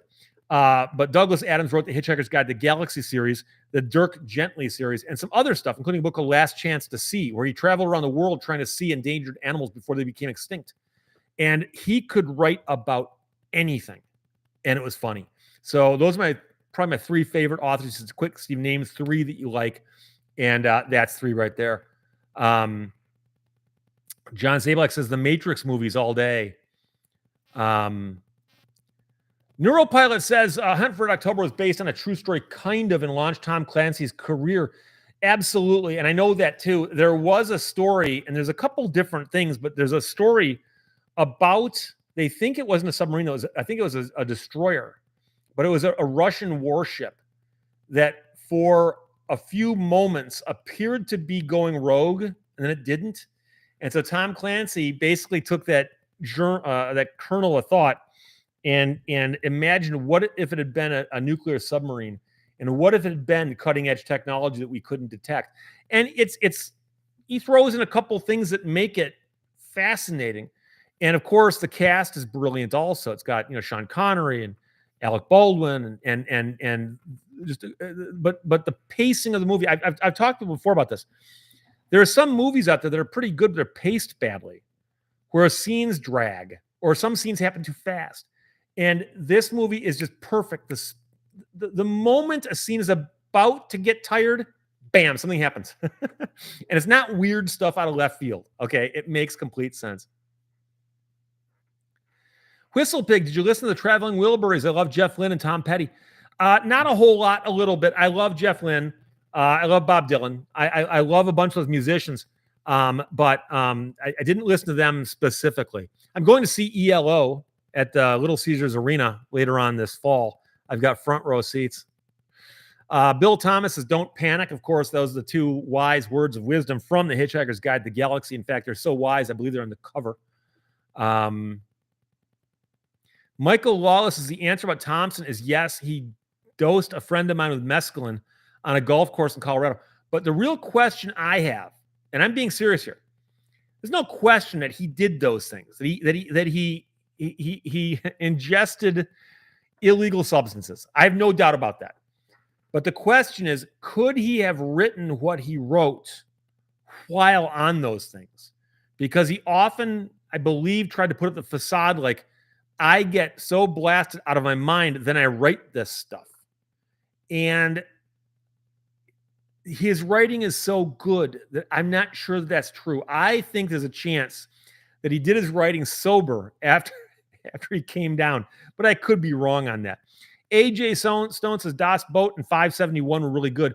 U571 was a little unbelievable in that sense. I realized that could be arguably based on the U505 on some levels. Das Boat, however, and it is spelled B-O-O-T, but it's pronounced boat. My German friends tell me. But people say Das Boot because they want to make it clear that they're not saying boat. But anyways, I read the book in high school, Das Boat, or Das Boot. In English, it's The Boat. And I read the book. And then when they made it into a movie, I'm like, wow, that's fascinating. And I went and saw it at the theater, and it was in German with subtitles. And I thought that was a good movie. And years later, I saw it subtitled and overdubbed in English. And it's the best overdubbing I've ever seen. There's a chance if you saw that and weren't told, you might not realize it was overdubbed. They managed to overdub it to where it looks real in English. And for those who don't know, life on board a U-boat was a bitch. Excuse my use of that word. And 80% of all the U-boaters died. 80% of them. 20% of the U-boat force survived. That's roughly the number. So if you joined the U-boat service in World War II, mathematically, the odds were heavily against you. And so this guy wrote a book about life on board a U-boat and is based on a lot of good knowledge on his part. And it was fictional, but he put everything in there that makes it very realistic. And so one of my favorite things in the movie, and this is true, is that when they're crash diving, so they're on the surface and an airplane spots them, they will dive. They will not stop and try to put up a fight with an airplane. Okay, so they're going to dive. Or they see a destroyer coming towards them. They dive, crash dive. So the lookouts on the conning tower jump through the hatch and they yell alarm. And when that happens, the last guy in slams the lid and spins the thing, and the call goes up in the boat that they're crash diving. It's an alarm.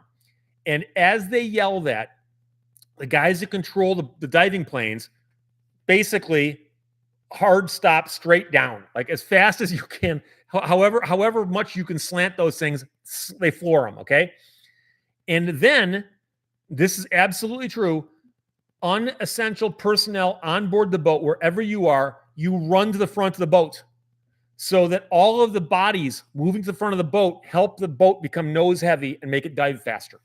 And that's the kind of fact that when you hear about it, it's so strange and so real. And they would do that. And to somebody who just got on board a boat for the first time and seeing that, because one of the characters in the book is a journalist, and that's presumably how the story got out, is that the guy was taking notes. For him to see that, he hasn't been trained to do that, so he's in a bunk, and all of a sudden he hears the alarm go up, and all these guys go running to the front of the boat. And they're simply ballast. They're ballast, but there's a lot of really, really interesting details in there. And they also shot it in a simulated U-boat that was very realistic looking.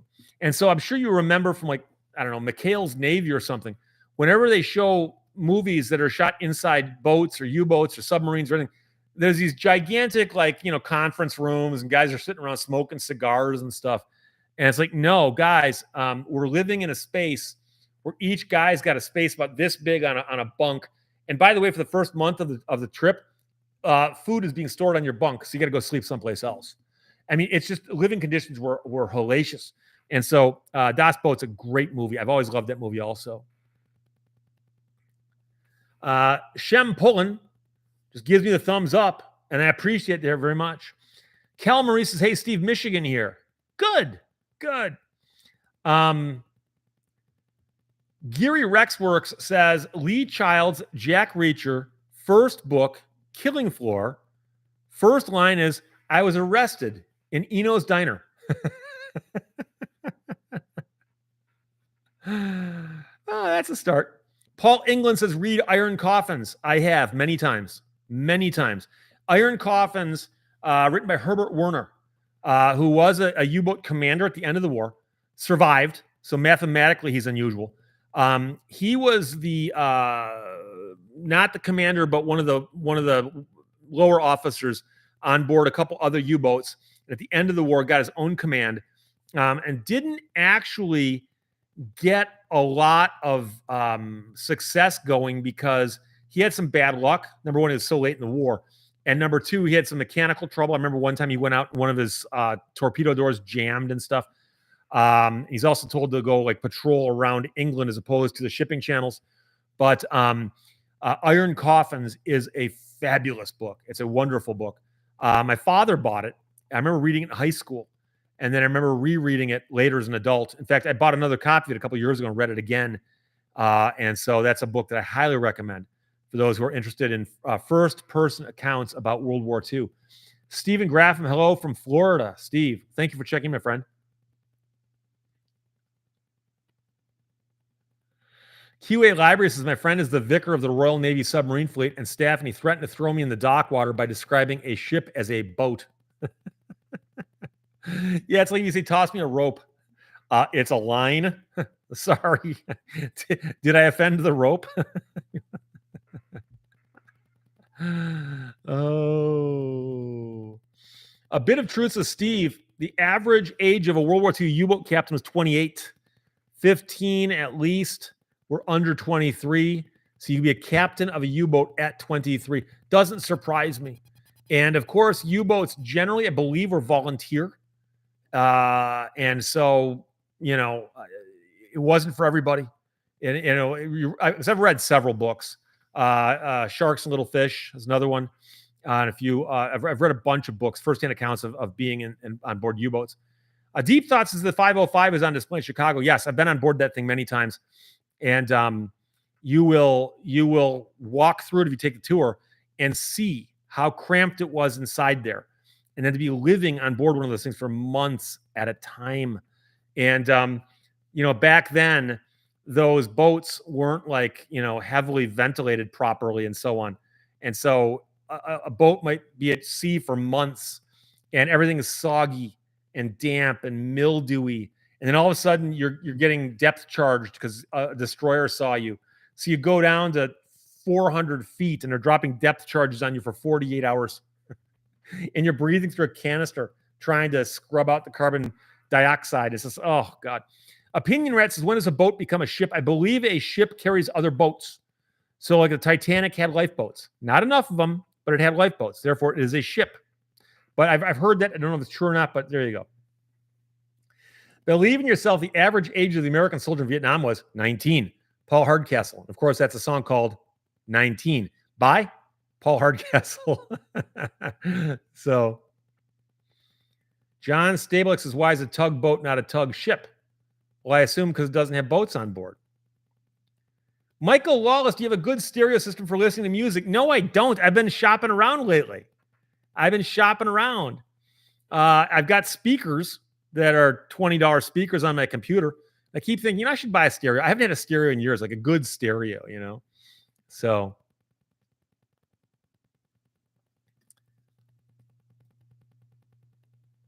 QA Library says the submarine people take ship boat thing very seriously. Everything underwater is a boat. Okay, that makes sense too. Janice12649 says, hi, Steve, love your videos. Very educational. From Pennsylvania. Thank you. Appreciate that. Love hearing from new people all the time. Now, Neuropilot points out that naval aviators call the carriers the boat. We're going to go try to land on the boat, I'm guessing. But you also know that there is some ribbing that goes on between the naval aviators and like, say, the Air Force or the Marines, So I seem to recall as a joke about that in A Few Good Men. Oh, we like the Navy. We need a ride someplace. We give you guys a call. Lost in Space says, I saw a video once about the fact that they can generate oxygen using chemical reactions when the O2 numbers fall too low. Modern submarines, yes. Back in the old days, not so much. In fact, if you go back to World War I, World War I submarines were diving boats that might not undive. But, they've come a long way since then.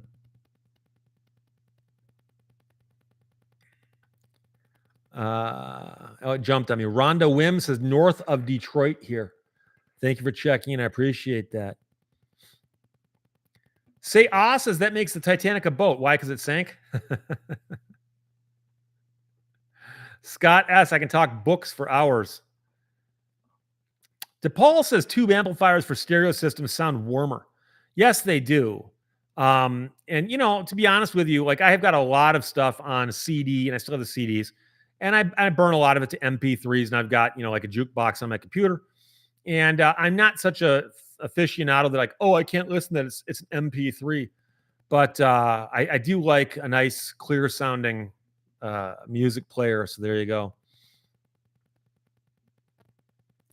Janice Ellery says hello to Janice12649 from another Janice. David Kingsley says vessels intended for navigation of coastal and inland waters are generally called boats, while ocean-going vessels are generally called ships. Okay, I've heard that also. But, I mean, the question is there really a hard and fast rule on this, or is there some kind of standards organization? Because I've also heard the thing where, you can put a boat on a ship, but obviously you wouldn't call it a life ship, it's a life boat. So... Travel T says, Tvelt. Sorry, my reading glasses don't go that far. Hi, Steve, longtime listener from Port Huron. I love Port Huron. I was up there not so long ago, looking at the water there as it goes down and passes Sarnia.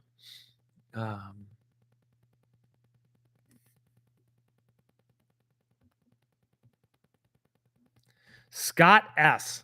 The Titanic sub failure, parts issue or design issue. How would a lawyer see it?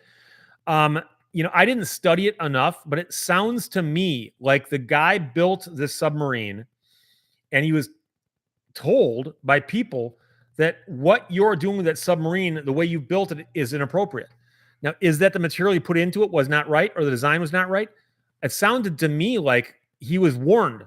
And so it doesn't even really matter what the failure was. You probably can't even figure it out.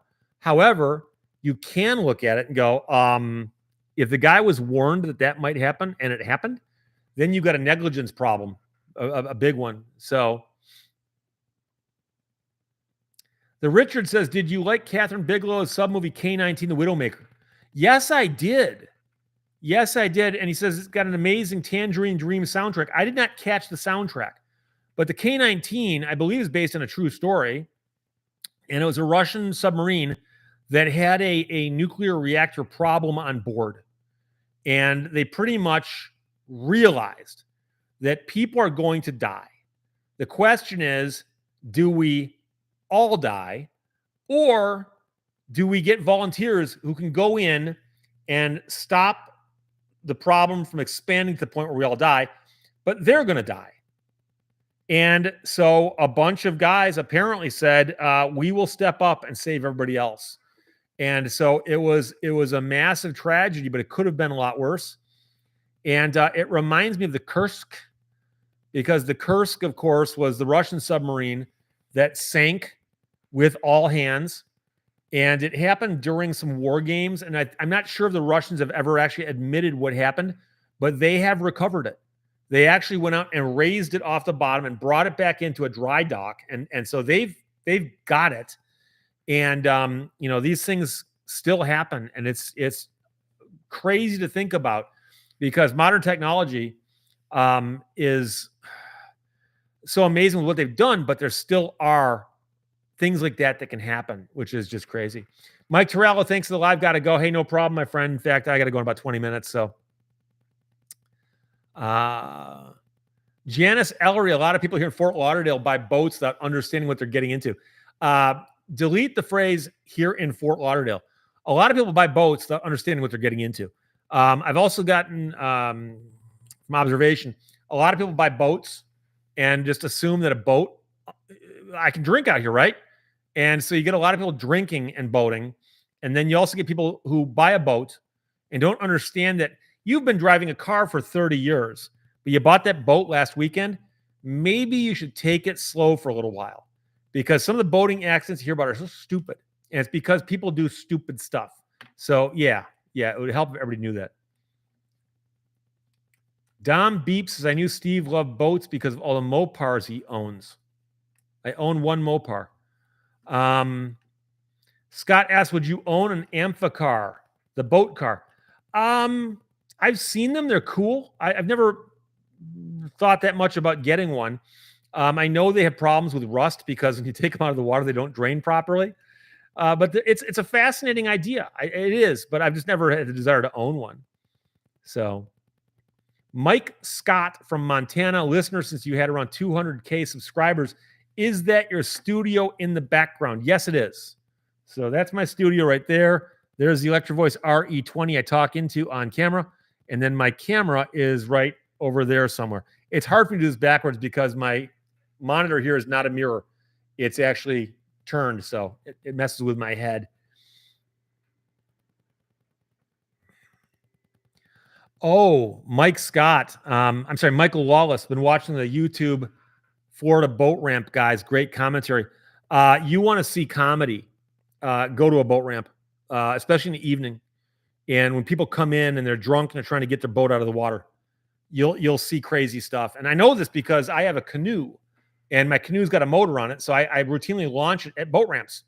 And so I can get in and out and nothing flex. It's a canoe. It's really easy to get out of the water. In fact, I can, if I have to, carry in the motor and pick up the canoe and carry it in. I've done that. I've actually brought my boat in from Lake Superior across a beach and just laid it on my trailer.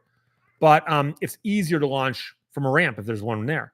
But you will see drunks and idiots at boat ramps who are just confused. So Damien says you need a South Dakota license plate. I don't think I've got one just yet. South Dakota is a fascinating place.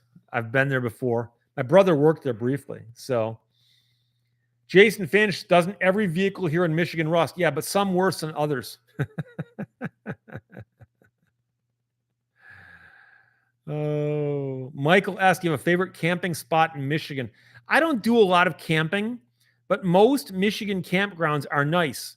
Now, you said I found over the past few years I've got to head further north to find a well-kept state campground. And the further north you go, the quieter the campgrounds become, because it takes the hardcore people to actually go and say camp in the Keweenaw or camp in Houghton County or that kind of thing. But if you camp in a campground in like Oakland County, all bets are off, because that's people who literally drove their camper 20 miles and started drinking. So T. Freeman, you don't paddle? I've got paddles, but I also have a 5 horsepower Honda motor. So I've taken my canoe, for instance, up the Tequamanon River from Lake Superior and Whitefish Bay all the way up to the lower falls and back in one day. And that was a lot of fun. In fact, I did it in half a day. That was a lot of fun. So AJ Stone says Detroit is built on a salt deposit. Sure they do. I'm not sure what you're talking about. Sure they do. But Detroit is, in fact, sitting on top of a salt mine.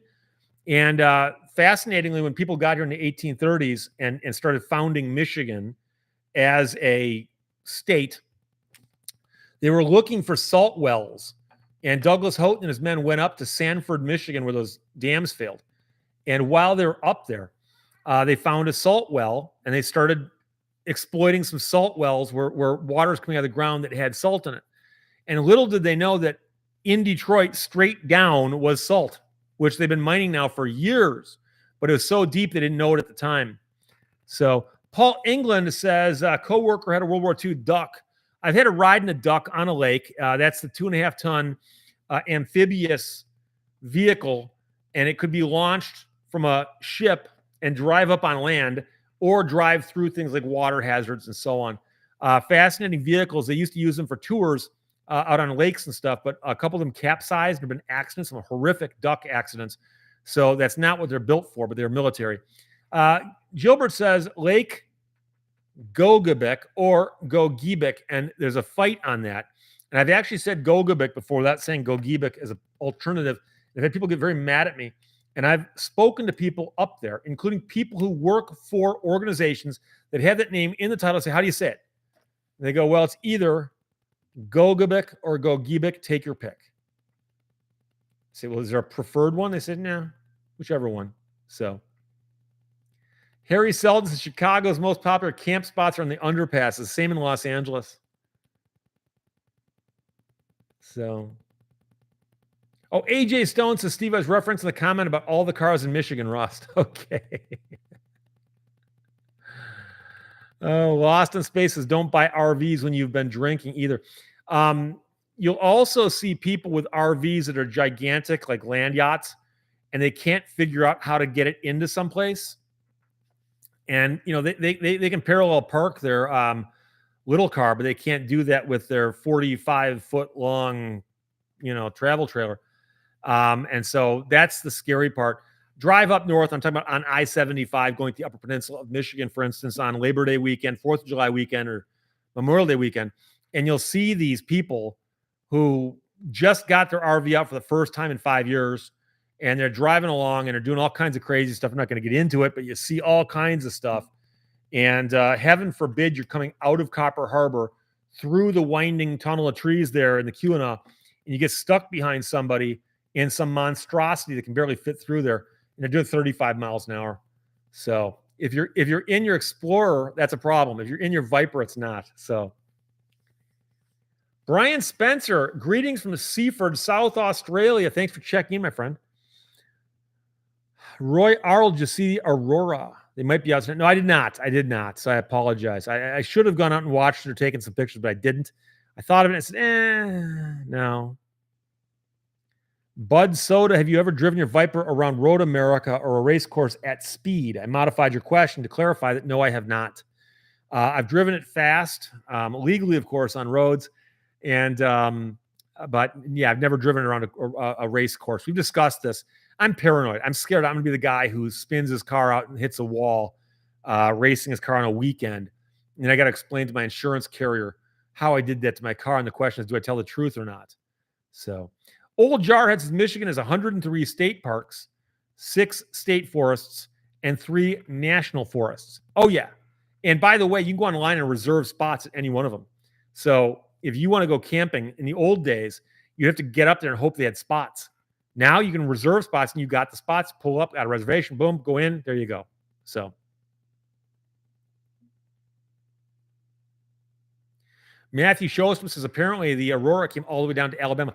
I've heard from people in the southern states who saw it. So Holy D Power, would you drive it on the Autobahn? If I was on a road, especially a straightaway where there's no speed limits, oh yeah, all day long. The fear I have is that driving it on a race course. Race courses have got windy curves in them, very, very unlike the road. And it would take me a little while to get used to them. I'm worried I wouldn't have enough time to do that. So I'd consider also, if they said, hey, Steve, do you want to race it on, like, say, the Chelsea Proving Grounds Oval at Chrysler? I'd consider that also because it's banked really well. And once you figure out the bank, you don't need to worry that much about slowing down. So Split Scream says, thank you for the Q&A this weekend. Happy Mother's Day. And to you, my friend, thank you for checking in. Kari Mache says, read my super chat. Did I miss one? I apologize if I did. This thing's jumped on me a couple times. I'm not seeing it. I've gone way back. I see David Kingsley. I see Geary Rexwork. No, I'm sorry. I don't see your super chat. And I apologize. How could I miss it? Is it here or is it someplace else? Colin Sevier says Vipers are really squirrely in the back end at high speed.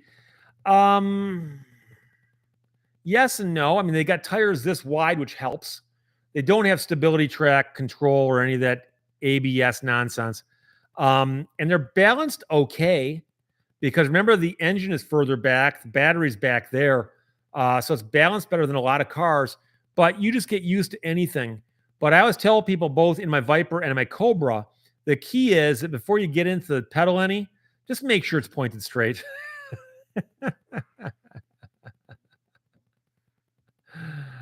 Oh, boy. Michael Lawless says the Autobahn is so well maintained and drivers are so lame disciplined. Great place to drive. I've talked to people who've driven on the Autobahn. In fact, I know a guy who rented a car, and I forgot what it was, but it's some just average car. And he's out there and he goes, I had it floored. Just floored for hours. He wasn't doing 200 or anything, but you know, he had some rental car just pegged at the red line. You know, just pegged for hours. And he's like, yeah, it's kind of fun, you know. Scott asked, did the squatter groundhog damage any of the wires in your cars? No. I've driven both cars since then. They're fine. And I've not seen hide nor hair, as they say, of the ground chuck, woodchuck, whistle pig, whatever you call him. Have not seen him since. Haven't seen any since. And I think that word got out. Yeah. There's, you know, the guy in the house right there, he's crazy. Stay away from that house. Old Jarhead, yes, says it's the low speed cornering under throttle. Yeah, that's the problem. If you want to, just for fun, go onto YouTube and type in Viper accidents or Viper crash, and you'll see tons of people, especially at the Nürburgring or places like that, where they're going into a corner and they stomp on the brakes and they forget their car hasn't got ABS, and the fronts lock up and the back spins around, and all of a sudden they're slamming into something backwards, which is amusing to watch. If it's not your Viper and you don't know the person. Pierman64 says, is there a story behind the can of Spam on your bookcase? No. It was sent in by a viewer. A viewer sent in a can of spam and a bunch of other stuff. I get stuff people send in all the time, and I've joked about spam. And somebody just sent in the can of spam, and it's not a real can. It's a novelty can of spam. I think it's a bank actually, but it has no money in it. But it's just it's a can of spam. So Colin Sevier says, I'm impressed Steve actually pronounced my name correctly. Everyone usually screws it up. I take a good guess at these things, but Alan Brown Sr. Hi, Steve from Scappoose, Oregon. Who's your favorite cover band? I've seen some good cover bands, but normally I'm not. I can't think of any that I've seen that are that amazing. I'll tell you that I love Puddle's Pity Party, the clown, because he does covers, but he does them in such a unique style that I don't even think of him as doing covers. I know they are technically covers, but they are. Getting back to Colin, though, I used to teach class. I taught 4 different classes at U of D, a law school in their main campus. And on the first day of class, I'd go around doing the attendance with the roster. And I would try to make a mental note because I had 2 things. I wanted to start to get to know the students, but I always want to make sure I pronounce their name correctly. And I remember I saw a kid in class one day with a very unusual name. And I said, how do you pronounce that? And he goes, any way you want. And I said, no, but how do you pronounce it? And he actually paused because he thought like he didn't care. And I said, but I don't care either. But my point is that there's got to be a preferred pronunciation of your name, whether you like it or not. There is, right? So what is it? And he told me. I said, okay. And I made a mental note to always call him that. And I could tell that he got so sick of telling people how to pronounce his name that he gave up. And so when the Finns ask me, because I say Lehto and it's not Lehto, it's actually Lehto. They go, why do you say Lehto? And I go, because I can't say it Lehto properly. And no one else here can either. So we just go with Lehto. But that's the preferred pronunciation. It's incorrect, but it's the preferred pronunciation. Seth Strong says, what radio show were you on? I was on, where I was the host, because I've been on hundreds of radio stations as a guest, a lot of those. But I was on the radio in Bad Axe, Michigan, WLEW. I was on an oldie station in Saginaw called WKNX Saginaw. I was an oldie station called WTRX Flint. I was on WWCK, CK105 in Flint, Michigan also. And then as a talk show host at WOWF, Wow FM in Detroit. As a talk show host, WFDF Flint. And then I did some other fill-in stuff here and there. But I have not been on terrestrial radio in quite some time. But I love radio. Radio is to me, it's a fascinating industry. Sadly, it's gone really downhill. So Gilbert's is pronounced Bajarna. And I'm guessing that the J is probably a Y, like Bjarna, but I don't know. I'd have to know what language it is first, because then I can usually guess. So I like the the one you mentioned in the new Hertz video. Oh, that was a thing I did briefly in Detroit on the Fan on the weekends. It was a legal call-in talk show, but that was 7 or 8 years ago. Carrie Mache says, I asked in a super chat if the chair in the background is what you use for streaming. Okay, so I see this. I'm not sure where else it would be, but that is a white folding chair, and yes, that's what I sit on when I'm shooting my videos. For streaming, I use this chair here, which is a flexi spot chair, which I did an ad for a few months ago, and I love this chair. It's very, very comfortable. But people say, well, why do you sit on that uncomfortable folding chair on your videos? And it's because, number one, I'm not sitting for very long, but I don't want to be doing this. I can do this in a live stream. I can rock and roll back and forth and do this, but I don't want to do that in a video. I want to be more like somebody on TV who's just in one spot, and I use my hands, but my face and my head don't move too much. So Gilbert says Bjarna in Swedish. Wasn't that one of my guesses? That the J was a Y? So, Lone Wolf Wayne says, I've enjoyed your videos. I find you informative and enjoyable. Your vids are the first thing I watch when I first wake up before anything else. Well, thank you. I appreciate that. My video is the first thing I make when I wake up. Most of my videos are shot at 7:30 in the morning. Oh. Geary Rexworks says, Steve, may I send you the Mike Olszewski's book, Radio Days? It's a good read. I've not seen that. If you want to, fire away. Send it to my P.O. box. I'd love to read it. I have not heard of that book. Daniel Kester says Kester is pronounced as if it's yes, but Kester. But don't forget that a lot of people did Americanize their names. I'm not the first person to do that. So I've met people who have a name and they say, well, this is my name, but my ancestors were, and you realize that a few generations back, the name was this long and it was all consonants, some of which are more like, symbols off the periodic table. So, Dom Beeps is let's talk to you later, a Michigan phrase. I've never heard that like that. Not sure. Tom Riddle, have you read Dune or seen the movie? No, I've not. I'm unfamiliar with it. I never read it, never got into it. I think it's kind of like The Hobbit.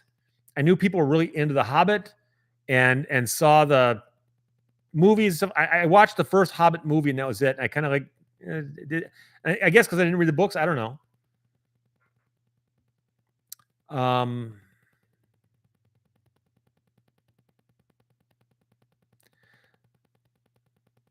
Timothy Doyle, just thank for the videos. You're welcome. Meat services, we say talk to you later in Wisconsin. Yeah, talk to you later. That's the thing. Blue Freaker asks a question no one's ever asked before. Hey, Steve, do you record multiple stories as a master roll you break up into separate videos? No. And the reason I can't is because I change the shirts between videos. If that's what you're asking if I just shoot it as one long thing and just slice them up? No, because I got to change the shirts in between videos.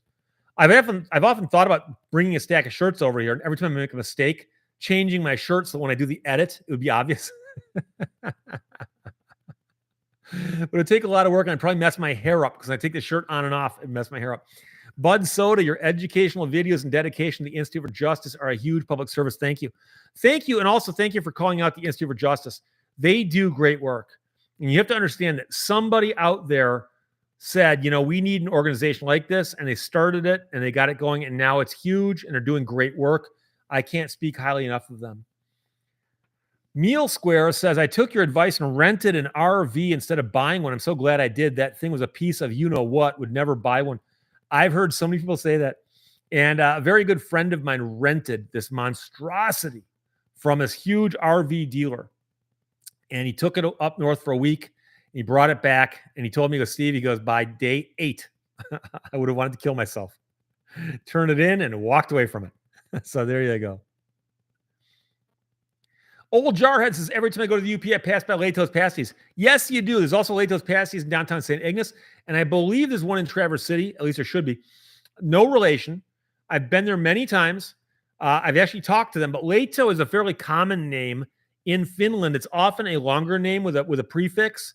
Johan Lehto and things like that.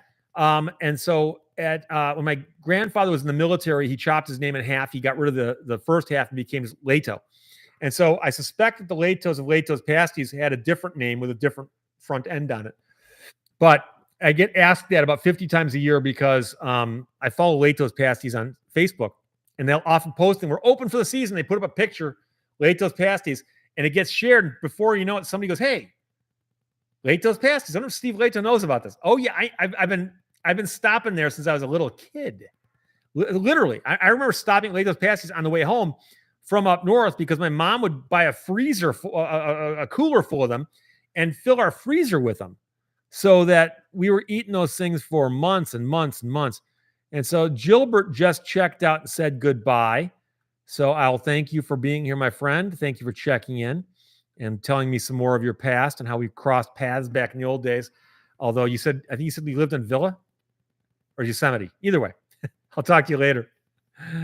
Oh boy. Matthew Showstrom, how did you discipline yourself and make yourself study in college? I will admit, and by the way, I'm available to speak to your teenage kids. I've had several of my friends who've got teenage kids go, would you come over and talk to my kid? And I actually have. I went to school for 1 year out of high school. I went to Oakland University and by the way, I'm about to end, so I'll make this my final story. I went to Oakland University for 1 year and I thought I want to work in radio. So I started getting a degree in broadcasting And I was listening to radio and I was taking these classes that seemed pointless. And I realized I wasn't going to be able to like go out and get a job for 4 years. And I started talking to people who worked in radio or like, a degree in what now? Why would you do that? So I dropped out of school. I went to broadcast school, got a job in radio, started working in radio. I did that for a few years. And I realized that it wasn't going to be a career for me. And I'm glad I did that because I got it out of my system. And so I was talking to my good friend, John Cedar, who's now the attorney up in Alaska, one day. And he said, Steve, you should go to law school because I think you'd do well in law school. And he and I had been friends for years. And we'd have these great discussions about the law and history and politics. And I said, really? And he goes, yeah. He goes, have you ever thought about it? And I said, no, what would I do? And he said, well, first of all, you'd have to get your undergrad finished, but then you go to law school. So I did some research and discovered that was a good way to go, but I was going to need at least 2 years to finish my undergrad if I jammed the school in. So I went spring, summer, fall, winter, 4 terms a year. And then I could go to law school and do a 2-year program, which I did. So I could become a lawyer in 5 years. So I just told myself that I am going to sit down and laser focus on this. And it's going to be 5 years of heck. But at the end of this, you're going to be done, be a lawyer, and that's it. And so I did that. And I've done some things in my life that took a lot of work. I've run marathons. I've got a black belt in Taekwondo. I've done a bunch of things that took a lot of work and a lot of study. And what you have to do is tell yourself, yes, it's uncomfortable. I'm making sacrifices. There were times where I couldn't go out and hang out with my friends. There were times where I had to go home and read 75 pages of constitutional law. But you know something? You just keep telling yourself when it's over, it'll be over. And one of my favorite things I like to think about is you sit down in one of your first classes in law school and some professor decides it's their job to tell you, just to let you know, half the people in this classroom will not graduate. Half is going to drop out. 1/2. So look around you. Every other person in this room will be gone by the time graduation comes around. And a lot of people go, oh my gosh, that's like we're trying to run through a minefield and not get blown up. And I looked at that as a positive. I look around and I go, I'm smarter than half these people. So it's attitude and hard work and telling yourself that at the very, very end, you can make it. And so I did.